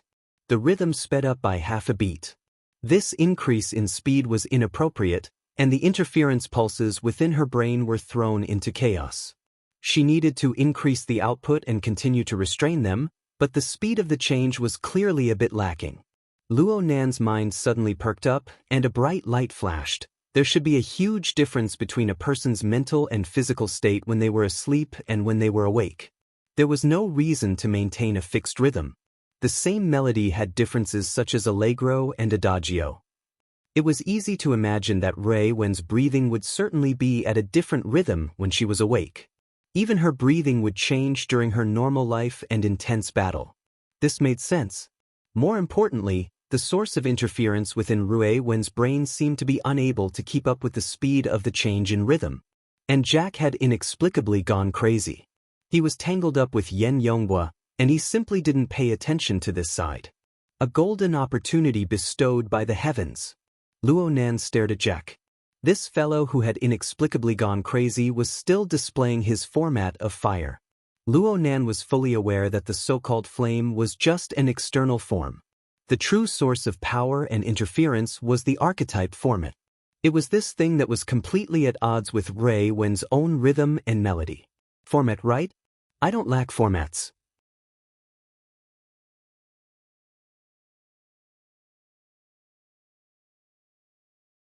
Chapter 134. The changes in the living room were split into two groups, but the blazing light on Jack's body drew everyone's attention to him, including himself. No one paid any attention to the unconscious Rui Wen on the sofa. The powerful heat radiation in the room also perfectly covered up the minute changes that were almost undetectable. Yen Yonghua had just recovered a little. He forced his body to relax and sat back in his chair. He placed his elbows on the table, and his fingers were still crossed. He lightly pressed the tip of his nose and covered half of his face, trying his best not to reveal too much information about his emotions. Jack, forgive me for still doubting your words. You know, I've been in the Apocalypse Laboratory for almost 6 years. Works subscription, chapter name, word count, price, crossover coins, balance, crossover coins. This book will no longer display a deduction notification. New chapters will be automatically purchased.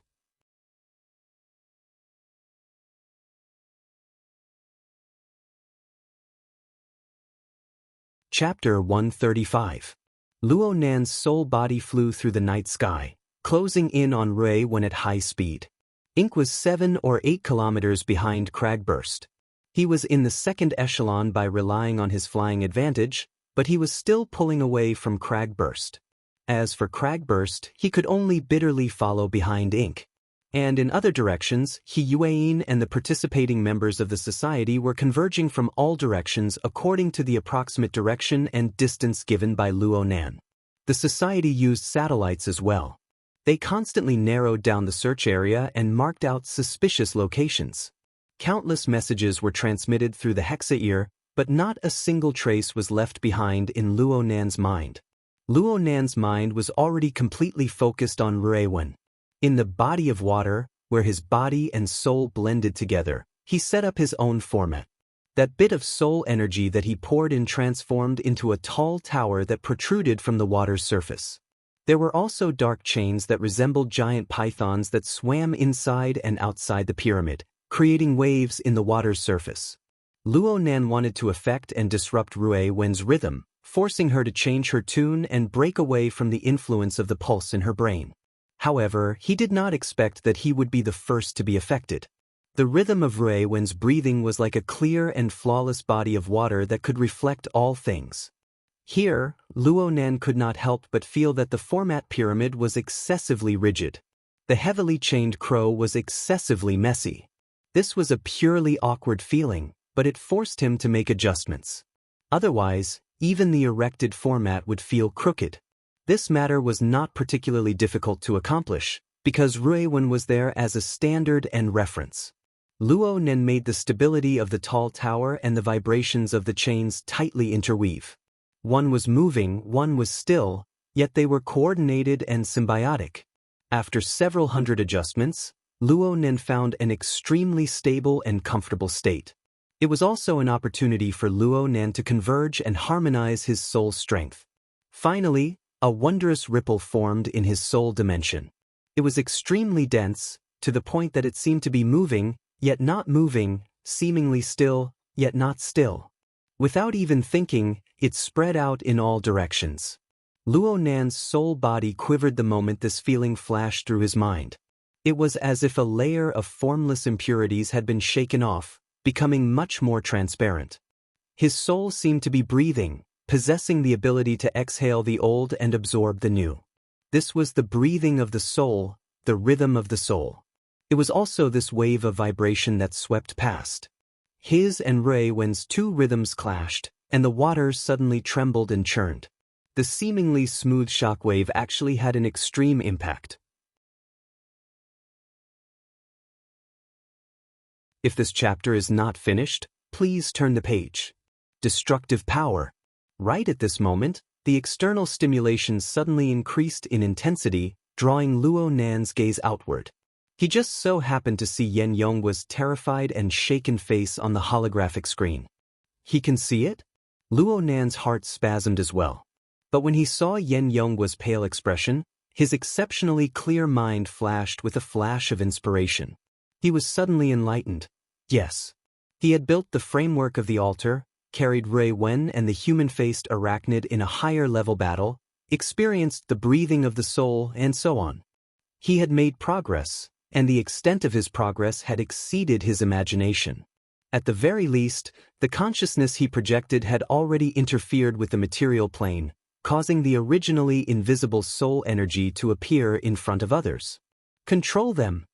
Yen Yonghua didn't know why the archetype format he was familiar with would appear in such a strange form in front of him, but even a fool could see that something was wrong with Rui Wen. If something happened to Rui Wen, all cooperation would become a joke. Yen Yonghua warned loudly, but Jack didn't need him to do anything superfluous. He immediately activated the pulse switch in Rui Wen's brain. But just a split second before this, a wave of quiet undercurrent seemed to brush past Rui Wen's entire body, both inside and out. The precision instruments stopped reacting. Rui Wen. Jack's bionic eyes nearly ignited. His killing intent was like fire. And on the sofa, Rui Wen, who had been sleeping all this time, suddenly opened her eyes. Her figure bounced up in the next moment, and Jack's deep CEM field was activated at the same time. The sofa, which weighed over 100 kilograms, was lifted into the air and flung to the side. It heavily smashed into the French window between the living room and the balcony, shattering the glass with a bang. The cool autumn wind blew in, and the curtains fluttered. The surrounding residents were in a bit of an uproar. It must be known that it was already past midnight. Perhaps other places in Xia City were still feasting, but the residential area had already returned to tranquility. This kind of momentum was still too big. Damn it. Hold on for another 5 minutes. Backup will be here soon. Yen Yonghua took the initiative to cut off the communication after he finished speaking, and the holographic screen went out. Jack turned a blind eye to this. He only had Rui Wen in his eyes. There were no obstacles between him and Rui Wen in the living room that couldn't be considered large. However, Rui Wen seemed to possess the instinct to hide in the darkness. She landed noiselessly in the thickest shadows in the corner of the wall. She didn't open her mouth. She didn't make a sound. She only spoke. Please turn the page. It was a cold stare. Jack lightly pressed his forehead to ease his surging emotions. Rui Wen, you plunderer who always destroys other people's dreams. Before his voice fell, Rui Wen's figure suddenly warped in the shadows in the corner of the wall. She launched a charge at Jack with absolute speed. But what was even faster than her charge was a cold and desolate edge that suddenly shone in the nothingness. Jack's deep CEM field had been present all this time, sweeping up practically all the furniture in the living room. But at this moment, Jack still let out a muffled groan. His body fell back, and he crashed into the entrance door. There was no light there, but dark red flames rose explosively in the next moment. The fiery light illuminated his face. Jack's ugly face was already covered densely with scars. Half of it was rapidly withering and drying up. There was a clear scar on his cheekbone that was still in the process of tearing. Half of his ash-gray bones had already collapsed. What came out from within wasn't blood, but flames. It hit. Even though Jack had already used the dual interference of the deep CEM field and the format of fire, he still wasn't able to block Rui Wen's edge. In fact, if it weren't for the interference, this strike would have directly pierced through his brain, a fatal strike. Luo Nan observed from above, seeing even more clearly. Rui Wen's ability was somewhat similar to Zhang Yingying's white rainbow. It was just that white rainbow was like a rivulet of clouds that coiled around a mountain. Its form was relatively fixed, and its edge was contained within. As for Rui Wen's edge, it was hidden within her own aura. It suddenly erupted, coming without a shadow and leaving without a trace. The sharpness was secondary. What it truly exuded was the flavor of deathly stillness and ice. Luo Nan actually didn't see the trajectory of this strike. Half of Jack's face was already finished. Rui Wen. Jack's voice became indistinct. His body actually retreated even further. The home AI, which hadn't responded no matter how he tossed and turned, was as obedient as a dog. It immediately opened the door. By the time the door opened a crack, Jack had already crashed out. Ruewen didn't make a sound. She chased after him, but the alloy security door rumbled shut at this time. It was locked, so it wouldn't be easy to open it in a short amount of time. 2 muffled bangs rang out at this time. 2 cylinders the size of cups were thrown in from the balcony at practically the same time. They passed through the shattered floor-to-ceiling window, and they passed through the living room with extreme precision. They were thrown towards the entrance door. Only 30 seconds had passed since Yen Yonghua cut off the communication.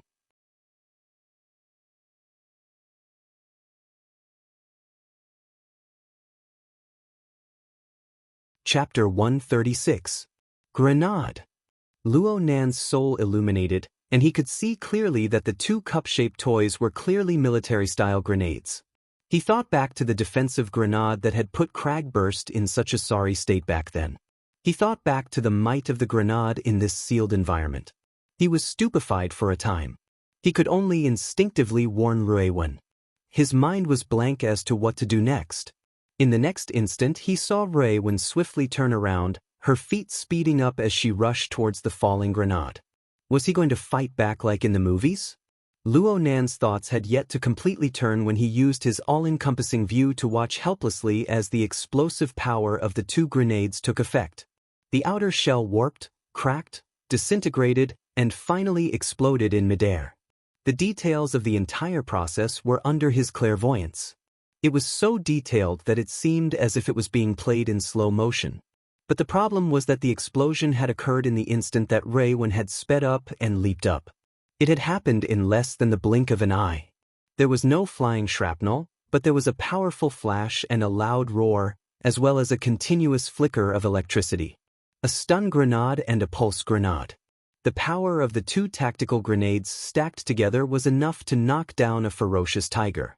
The explosion exceeded 170 decibels, shattering all the glass in the room at the same time, including the windows of the surrounding neighbors. The entire apartment building was in an uproar. In the instant the 2 tactical grenades exploded, Ruewen had already completed her movements. Her entire body had already leapt into the air and was rapidly leaping towards the balcony. However, as the explosion rumbled, it was as if Ruewen had been struck in the head by a hammer. Her body that was brimming with tension suddenly lost its balance. The distance between the entrance hall and the balcony was a distance of 7 meters. She should have been able to cover it with a single leap, but now she was falling halfway. Ruewen's performance was extremely tenacious and persistent. Her shoulder touched the ground, and she did another roll, leaping forward. She was still heading in the direction of the balcony. There was a slight deviation, but it wasn't too far off. She couldn't be blamed for doing this. In fact, the entrance door behind her opened, and Jack, wrapped in dark red flames, rushed in again.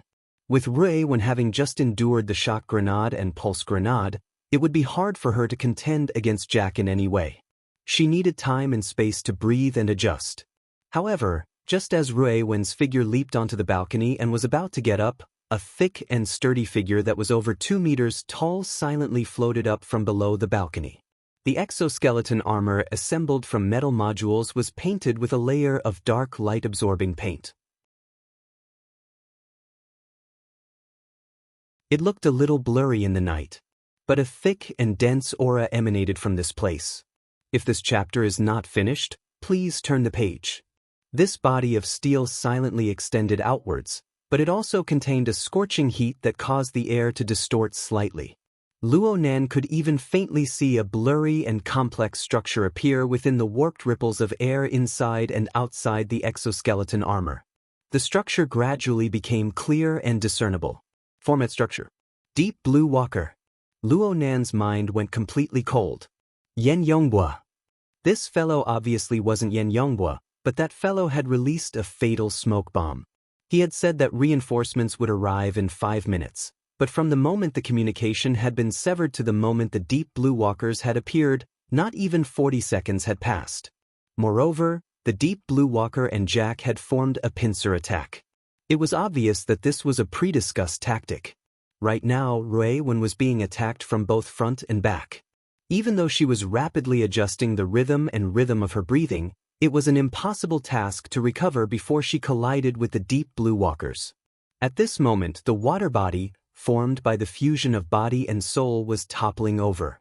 It was no longer a surging tide, but the entire foundation was shaking. How difficult would it be for Rui to regain the feeling of being one again under these circumstances? The deep blue walker that had risen from the balcony reached out with his hand, wanting to capture the dizzy and unbalanced Rui. Luo Nan simply didn't have much time to think. The only thing he knew was that he had to do something. Right now, the only thing he could intervene with was the soul strength projected over. He could only rely on the towering format pyramid. Right now, the living room was illuminated by the format of fire on Jack's body. Dark red rays of light leaped about. And under this dark-colored background, a layer of rippling light suddenly rippled around Ruiwen's body. The rippling light acted as a canvas.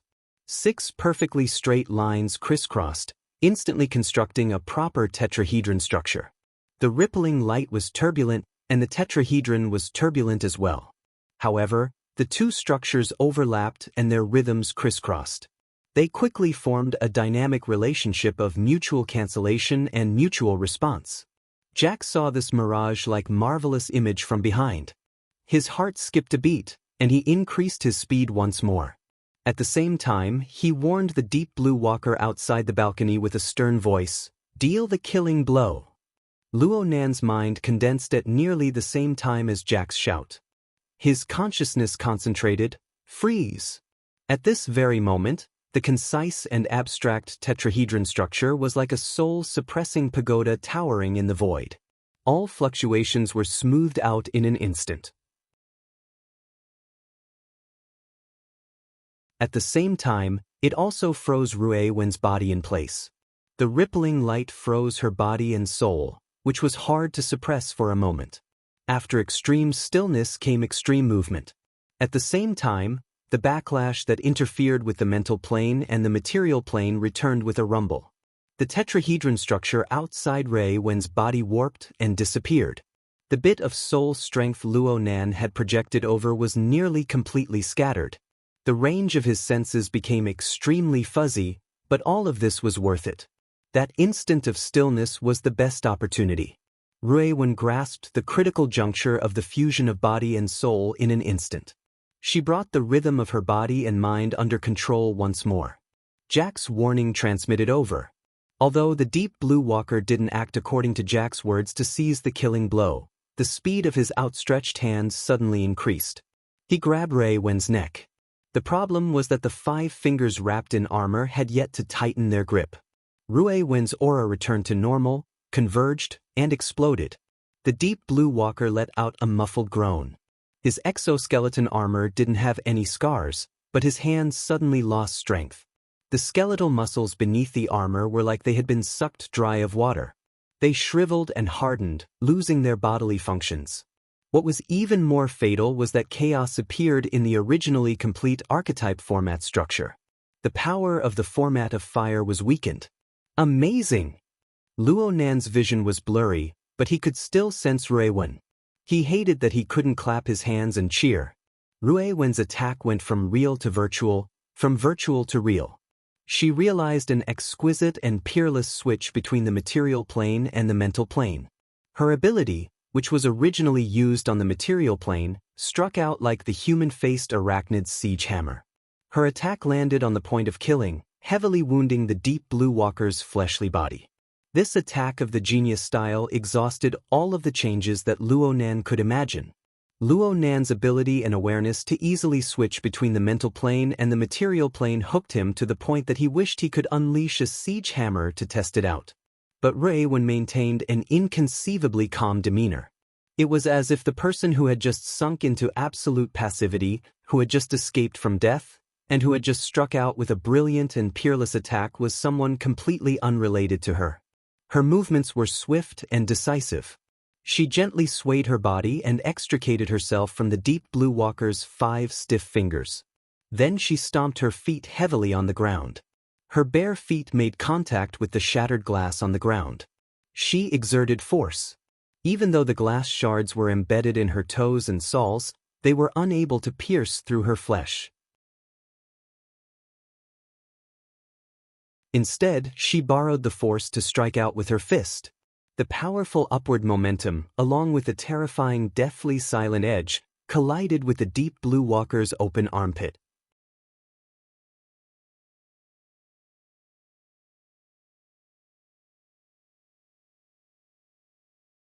Chapter 137. The strength of Rui Wen's fist was heavy and crafty. The exoskeleton armor that weighed 300 kilograms was blasted into the air by the force of her fist. The degree of impact wasn't particularly large, so the heavy fist force penetrated the armor and corroded the bones. Practically all of it was absorbed by the person inside the armor. The deep blue walker let out a miserable groan. Half of his body had lost all feeling, and he had completely lost his balance. The structure of his format was in a mess, and the format of fire had already dispersed. Even the control of his power was a problem. The only reason he was still conscious was because of his daily training. When he saw Rui Wen's long and narrow eyes glancing over, a chill overflowed from the bottom of his heart. He used the last bit of his strength to heavily stomp on the balcony and borrow the force to fly backwards. Midway, the flow diversion wings slightly spread open, and the jet propelled him upwards. He actually escaped from the battlefield. Rui Wen's fist repelled the deep blue walker. Her body fell slightly, and she once again exerted her strength to bounce over the balcony railing. Her momentum didn't falter, and she soared over 2 meters into the air. She then used her hands to support herself on the outer wall of the upper balcony and flipped over. Just a hair later, dark red flames sprayed out from the lower balcony. It was Jack's format of fire that had swept out, directly collapsing half of the balcony. The deep blue walker from Quantum Corporation was still worried that Rui Wen was a test subject that he wanted to bring back to the deep blue world, so he used tactical weapons. He hadn't gone for the kill during the fight and had focused on control. But Jack was completely different. He didn't care one bit. He rushed to the edge of the balcony after his attack missed. He stuck his head out and looked up, but he didn't see anyone. The deep blue walker, who was using the flow diversion wings to soar into the air, had the perfect angle. He sent a warning through the already connected communication channel below. Jack's body shook. Whether it was the electronic eye that was integrated with many kinds of detection technology or other sensing instruments, none of them could detect Rui Wen's figure. But Rui Wen was indeed below. She was a living person, but she was like an incorporeal specter. After flipping over to the upper balcony, she immediately shifted to the side, borrowing the shadow of the balcony's side to noiselessly flip back over. She used the balcony railing as a cover, and a fist smashed onto the railing the instant Jack received the warning. The deathly silent edge penetrated, and it was that unpredictable transformation of illusion and reality. Jack groaned miserably and staggered backward. His leg was hit. He had only taken 2 steps back when his skin and flesh shriveled and fell off. His brittle bones couldn't bear the force of his weight and snapped, leaving half of his leg bone behind. Jack fell backwards, heavily smashing onto the floor. His appearance was just like the great mob basilisk that had once been insufferably arrogant in the fighting arena. If this chapter is not finished, please turn the page. Rui Wen. Jack's face contorted as he roared. But at the same time, he used both his hands and feet to fiercely exert his strength, gliding swiftly across the messy floor of the room. The deep CEM field and the format of fire fused together to form a substantial vortex of fire. It continuously contracted and expanded, forming a powerful repelling force that blocked Rui Wen's advance that followed him like a shadow. His speed was quite fast. In the blink of an eye, he had slid out of the door. This time, he did not close the door, because there was a steel wall moving horizontally, blocking him from the outside. Another deep blue walker. This exoskeleton armor looked even thicker than the one that escaped from the balcony. It stood there and blocked the door of the room tightly. Then he turned his arm to actually raise an external bulletproof shield. He smashed it onto the floor with a bang, firmly securing it in place. If it was just a shield, then it would be useless against Rui Wen's unfathomable ability. The problem lay in the fact that flames were surging on this person's steel body. There were even layers of flames that gathered on top of the shield. It was clear that this was a special technique. Every skill had its specialization, and its defensive power was certainly far above the norm. Luo Nan suddenly thought of something as he observed the situation. According to the introductions of a few popular science programs, Deep Blue Walkers usually operated in units of 5 to 7 people when they fought against mutants. Back when they surrounded and killed the burning wraith on the warship, there were 5 people working together. They clearly belonged to the military and quantum corporation, but they advanced and retreated in an extremely orderly manner. They certainly put in painstaking effort in the corresponding joint attack training. In other words, there were at least 3 other Deep Blue Walkers in the vicinity of this apartment building other than the sturdy shield-wielding man in front of him and the one who had been heavily injured by Ruewen. Just as this thought came through his mind, the sound of heavy footsteps rang out from the messy balcony. Another Deep Blue Walker was undoubtedly there. Looking at how he wielded the gun with both hands and how he operated it skillfully, it was clear that he was not the unlucky bastard who had half his body crippled. At the same time, a sound came from the bedroom. The exit was really blocked. This apartment was a small apartment commonly seen in Xia City. It had a structure of 2 bedrooms and 1 living room.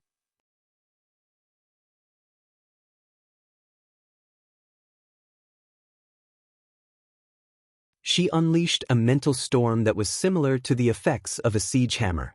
That was all there was to criticizing Gao Yang for his lack of funds. Wall 5. The shield man's vital signs rapidly changed, causing the team commander to discover that things were far from good. He issued a warning. Wall 5 wanted to hold on, but after the mental storm, true power invaded him. It was like a silent, flowing underground river. It was empty and cold, but it was aimed directly at his weak inner organs. It pierced through in one strike. The 100-fold flame was suddenly extinguished. Wall 5 fell backwards, face down, and the shield covered his body.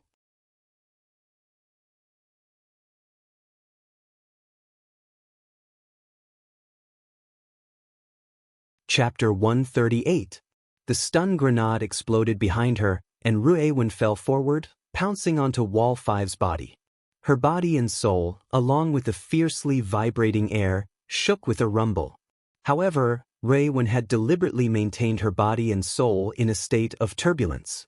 She firmly grasped the rhythm, like a seasoned boatman steering a boat like it was flying amidst the howling winds and huge waves. She was already well practiced even when faced with larger storms and waves. Her state came up, and under the continuous shear, she actually neutralized most of the impact. This sort of outstanding combat intuition was truly fearsome and terrifying. Ruewen somersaulted on top of the shield and jumped up. She walked 2 steps and her feet staggered a bit. But Luo Nan's format pyramid appeared and disappeared outside of her body. Soon, this bit of aftermath was pacified. Ruewen turned her head to look all around, searching for traces of Jack. Right now there was not a soul in sight in the hallway of the apartment building. The window of the stairwell, which was connected to half the wall, had been shattered. The Deep Blue Walkers were large in size, so it was inconvenient for them to take the elevator or the stairs. Therefore, they had directly descended from the sky, breaking the window and smashing through the wall to get in. Jack should have escaped from there. The sound of heavy footsteps rushed out from within the room. The gun-wielding Deep Blue Walker, Gun 4, rushed out the door. His majestic body performed a tactical maneuver in midair. He half knelt on the ground, blocking in front of the muscular shield-bearer who still couldn't get up. The muzzle of his gun locked onto Ruewen, but he didn't pull the trigger. Clearly, even a Deep Blue Walker would feel fear in his heart after having 2 comrades fall in succession. He had to consider the problem of losing members if he continued to fight. Ruewen didn't pay attention to him. She didn't say a single word from start to finish. She just shot a cold glance at the pitch-black muzzle of the gun and directly jumped down from the broken window and the wall. This time she really jumped down. Gun 4 didn't attack. Cannon 6 walked to the door from inside and looked at the remains of the stun grenade that had exploded. His mouth mumbled something that was unknown. The 3 Deep Blue Walkers, 1 standing, 1 kneeling and 1 lying down, tightly blocked the narrow stairwell and the entrance area. This sort of tactless behavior made their team leader, Brain 1, very angry. Are you guys looking forward to the team being wiped out? In any case, there's about a third of it. Cough, the helmet. The one who responded was Wall 5. After saying this, his aura continued to weaken. Gun 4 hurriedly turned around and helped him take off his helmet so that he wouldn't choke to death from the blood he spat out. Gun 4 and Cannon 6 saw Wall 5's appearance.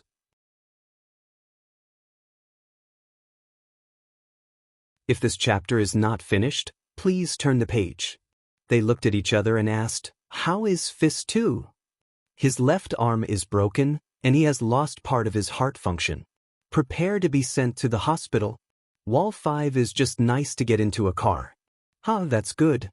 The problem was, other than the careless Wall 5, no one could laugh at Brain 1's clumsy joke.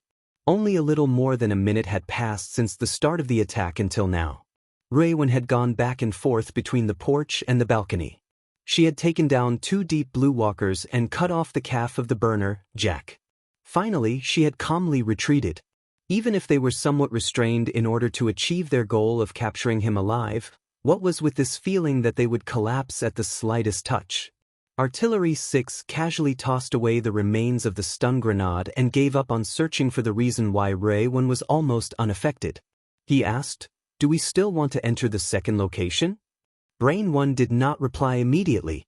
Gun 4 finally could not help but ask, "Are you sure we are not facing a mutant?" Looking at the data, the target slaughtered a great mob basilisk like slaughtering a chicken half an hour ago.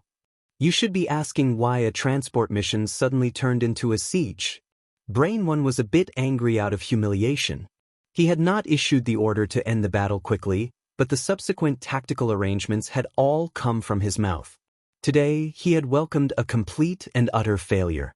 He could not help but be angry.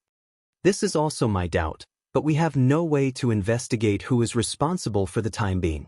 A sudden radio wave cut into the internal communications channel of a group of deep blue walkers. Yen Yonghua's figure occupied a small portion of the tactical panel. "Captain, all of the deep blue walkers on the books of Quantum Corporation belonged to the Sky Blue Security Company. Yen Yonghua was the assistant manager of the Sky Blue Security Company. He was also the chief captain of the 4 deep blue walker squads in the Xia City area. He was their immediate superior. Yen Yonghua was still sitting in his office at this time. His 10 fingers were crossed, covering half of his face. It was impossible to tell whether he was happy or angry. "I have already notified the government, the military, the Ability User Society. A human-faced arachnid has appeared in Kalen Avenue Park 23. A squad of deep blue walkers from my company discovered that a human-faced arachnid was harming the citizens while they were being transported. They took action to stop it. Since the human-faced arachnid is already half complete, it has stimulated the potential of an unknown person and caused his ability to awaken. According to the relevant provisions of the memorandum, we will temporarily use lethal weapons and apply for a report. Emergency authorization." This chapter is not finished. Please turn the page. As the squad commander, Brain 1 instantly understood Yen Yonghua's thoughts. He was quite surprised. The deep blue walkers of Quantum Corporation were not allowed to be equipped with lethal weapons before the government and the military authorized them. Some powerful equipment exclusive to the deep blue walkers could only stay in the warehouse and on the transport vehicles. Their squad was originally tasked with a transport mission. They needed to pass through the wilderness, so they were equipped with a considerable amount of lethal weapons. They were all installed on the transport vehicles. They originally thought that they would be equipped and used after arriving in the wilderness to ensure their safety. But according to Yen Yonghua's intentions, they would use them now. Yen Yonghua was now under enormous pressure. One mishap and the emergency authorization wasn't approved. Under the pressure of the government and the military, his position in the company would probably be pushed to the bottom. Of course, Yen Yonghua knew the consequences, but if Raywan were to escape from under his eyes, the consequences wouldn't be much different from his own. He continued to speak. "Your mission is very important. You need to do your utmost to protect the innocent citizens while eliminating the human-faced arachnid. What about the controlled personnel?" Do your utmost to protect them, but you still need to prioritize your own safety. Use the terrain appropriately and choose long-range weapons. Understood. Brain 1 understood tacitly. He ended his conversation with Yen Yonghua and turned to issue orders to his subordinates. Carry out the orders. There just so happens to be a charged particle cannon in the car. I think this apartment building is pretty good. Set it up there and aim it at Park 23. Or are you saying that you want to send Snake 7, who is already in position, into the enemy's mouth? Luo Nan's line of sight followed Ray Wen the entire time. He followed her as she leapt down. Right now, the severely restricted range of his senses allowed him to sweep a rough outline of the external characteristics of the apartment building. And his luck wasn't bad. He was able to see the relevant signs with a fleeting glance. This information was immediately transmitted back to the location of his soul body. But when his mind was distracted, Luo Nan suddenly discovered that the distance between his soul body and the location of the incident was already extremely close. Before this thought could end, the dusky and chaotic region of the surroundings returned to light in an instant. Luo Nan shifted his line of sight and a map of the entire region with a diameter of 1 kilometer opened up in an instant. The explosively expanded range, the complex environment, and the enormous amount of information were like a hurricane rising from the flat ground surrounding him.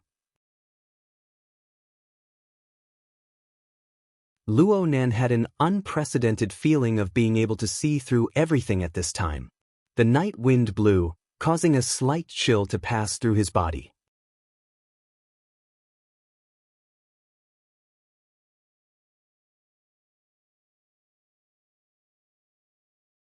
Chapter 139. If it was nothingness, then there was no such thing as transparency. Luo Nan gazed at the night sky. The cool autumn night wind passed through his current location. The airflow was like an incorporeal river, rippling with fine waves that were hard to see with the naked eye. Luo Nan had never been able to clearly feel his own progress like he did now. His soul body had intervened into the material plane and left behind traces that belonged to him in the void. He instinctively raised his hands and raised his eyes to size them up. Luo Nan rarely paid attention to the soul body itself. From his understanding, the soul was like a specter. It was transparent and fuzzy, like a simple projection. But right now, he raised his hands. This was the habitual action of a normal person. He also saw 2 slender arms. They were even wrapped in his outer clothes today. They appeared translucent at first glance, but they radiated a faint halo of light from the inside to the outside. They gave off an unconventional feeling. It wasn't just his arms. Every position of his soul body was like this. This layer of halo was the product of mutual interference between the mental and material planes. It gave Luo Nan a practical and sensible reference. If he deliberately interfered with the material plane, the intensity of the halo would increase. It would manifest his work in the form of light outside. And if he deliberately distanced himself from the material plane, the halo would quickly disappear, causing his soul to return to a level that was hard to see with the naked eye. Of course, this was only the most basic of methods. A large amount of energy would be lost. There was no efficiency to speak of. A truly efficient method? One would know just by looking at Rui Wen. Right now, Rui Wen was running on the outer wall of the apartment building. This was the right word. It was extremely appropriate. The scale of this apartment building wasn't small. It was over 100 stories tall and had a total height of over 300 meters. Rui Wen walked on the outer wall of the building. She was a bit sluggish at first, using both her hands and feet. But she soon found a way to grasp her balance. She only relied on her 2 legs. She occasionally jumped in coordination. It didn't matter if there were any protruding balconies or railings to borrow strength for support. It was as if she was walking on flat ground. Luo Nan felt that she was no worse than the veteran ability users of the society. At the very least, Cat Eyes didn't seem to be as fast and sharp as Rui Wen's during the operation on Friday night. And below Rui Wen, about 20 floors away, was Jack's rapidly descending figure. Of course, Jack was aware of Rui Wen's pursuit. Although he had lost a leg at the moment, he was using both his hands and feet.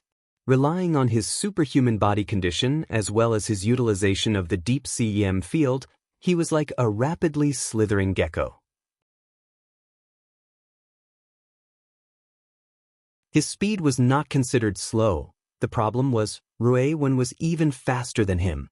In the span of another breath, the distance between the two sides had been pulled to less than 10 floors, 30 meters. If this chapter is not finished, please turn the page. Within, Jack turned his head and looked down. There were still 40 floors to go. He suddenly let out a howl and leaped down. It looked like a suicidal move, but it was actually aimed in the right direction.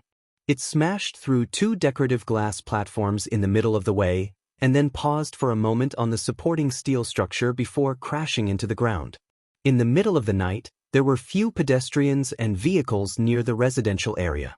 However, amidst the roar of the engine, there was a convertible military off-road vehicle speeding over, quickly approaching. Jack jumped up and crashed into the car. Who would believe that such a coincidence wasn't planned in advance? Luonan saw that Jack's jump just now had smashed the buffering platform, cutting off the possibility of Ray when following the pattern. And once the off-road vehicle drove onto the high-speed magnetic rails, it would be hard for Ruewen to catch up, even if she had peerless bravery. Luonan's thoughts spun and he locked onto the driver of the off-road vehicle through the air. He borrowed a bit of strength from the cultivating human-faced arachnid to launch a siege hammer attack. The driver simply fell limply to the ground in one strike. The vehicle quickly switched to autopilot, but the rapid maneuvers of the battle required the participation of the driver. The off-road vehicle went a bit out of control right now. It swung back automatically and Ruewen jumped down from above the apartment building. 40 floors. It might even be a bit higher.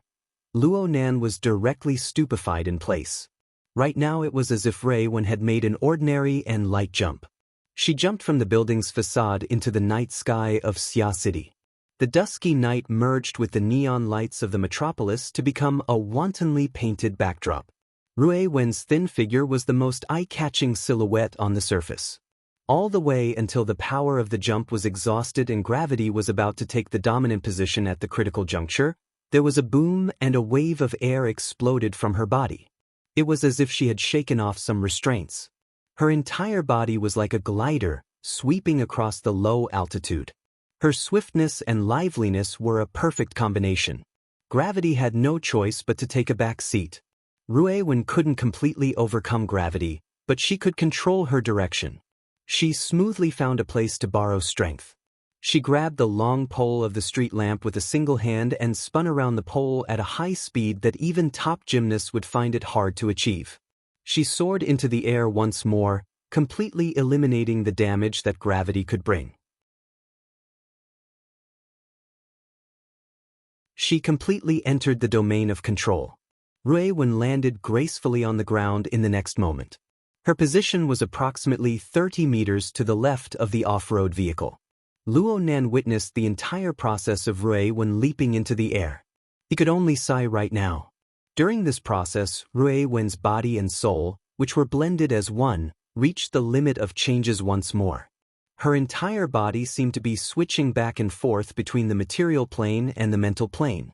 Please turn the page if this chapter doesn't end.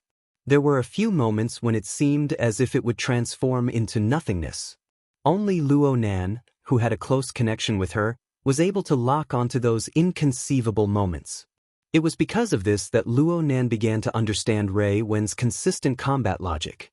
She was a person who wandered the edge of the world. Her body and soul, which were blended as one, and her inconceivable supernatural ability gave her the innate instinct to switch back and forth between the mental and material planes. It made her every move hard to grasp and impossible to defend against.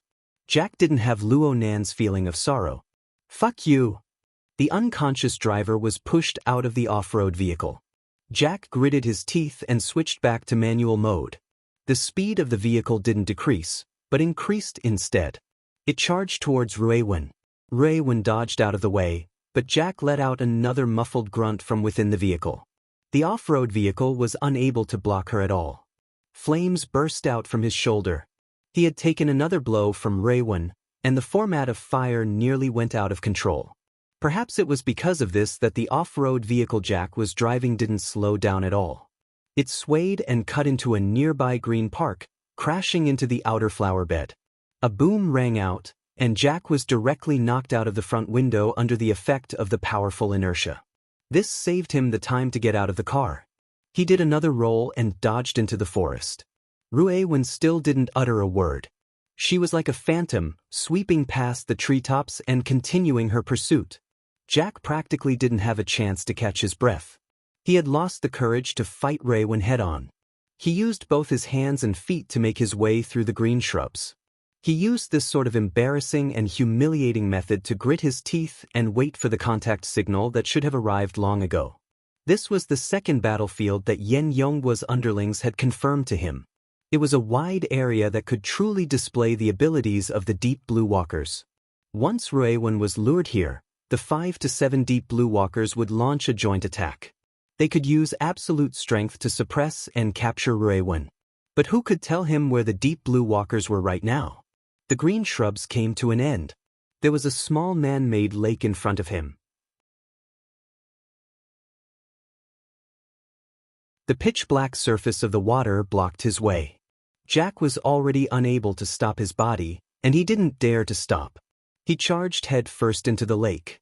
The instant he entered the water, Ruewen silently swept over the surface of the lake, and a deathly silent sharp edge swept past. The surface of the lake swayed with minute ripples.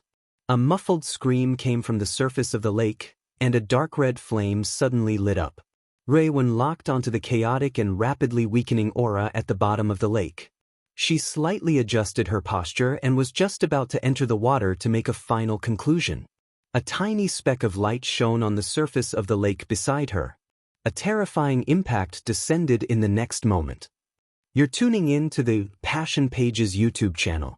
We're so grateful for your support, and don't forget to subscribe to join us on this incredible journey through captivating stories. Your generosity through donations truly makes a world of difference, as it's the primary source of revenue that allows me to expand and enhance this channel for you. Thank you from the bottom of my heart for being a part of this adventure.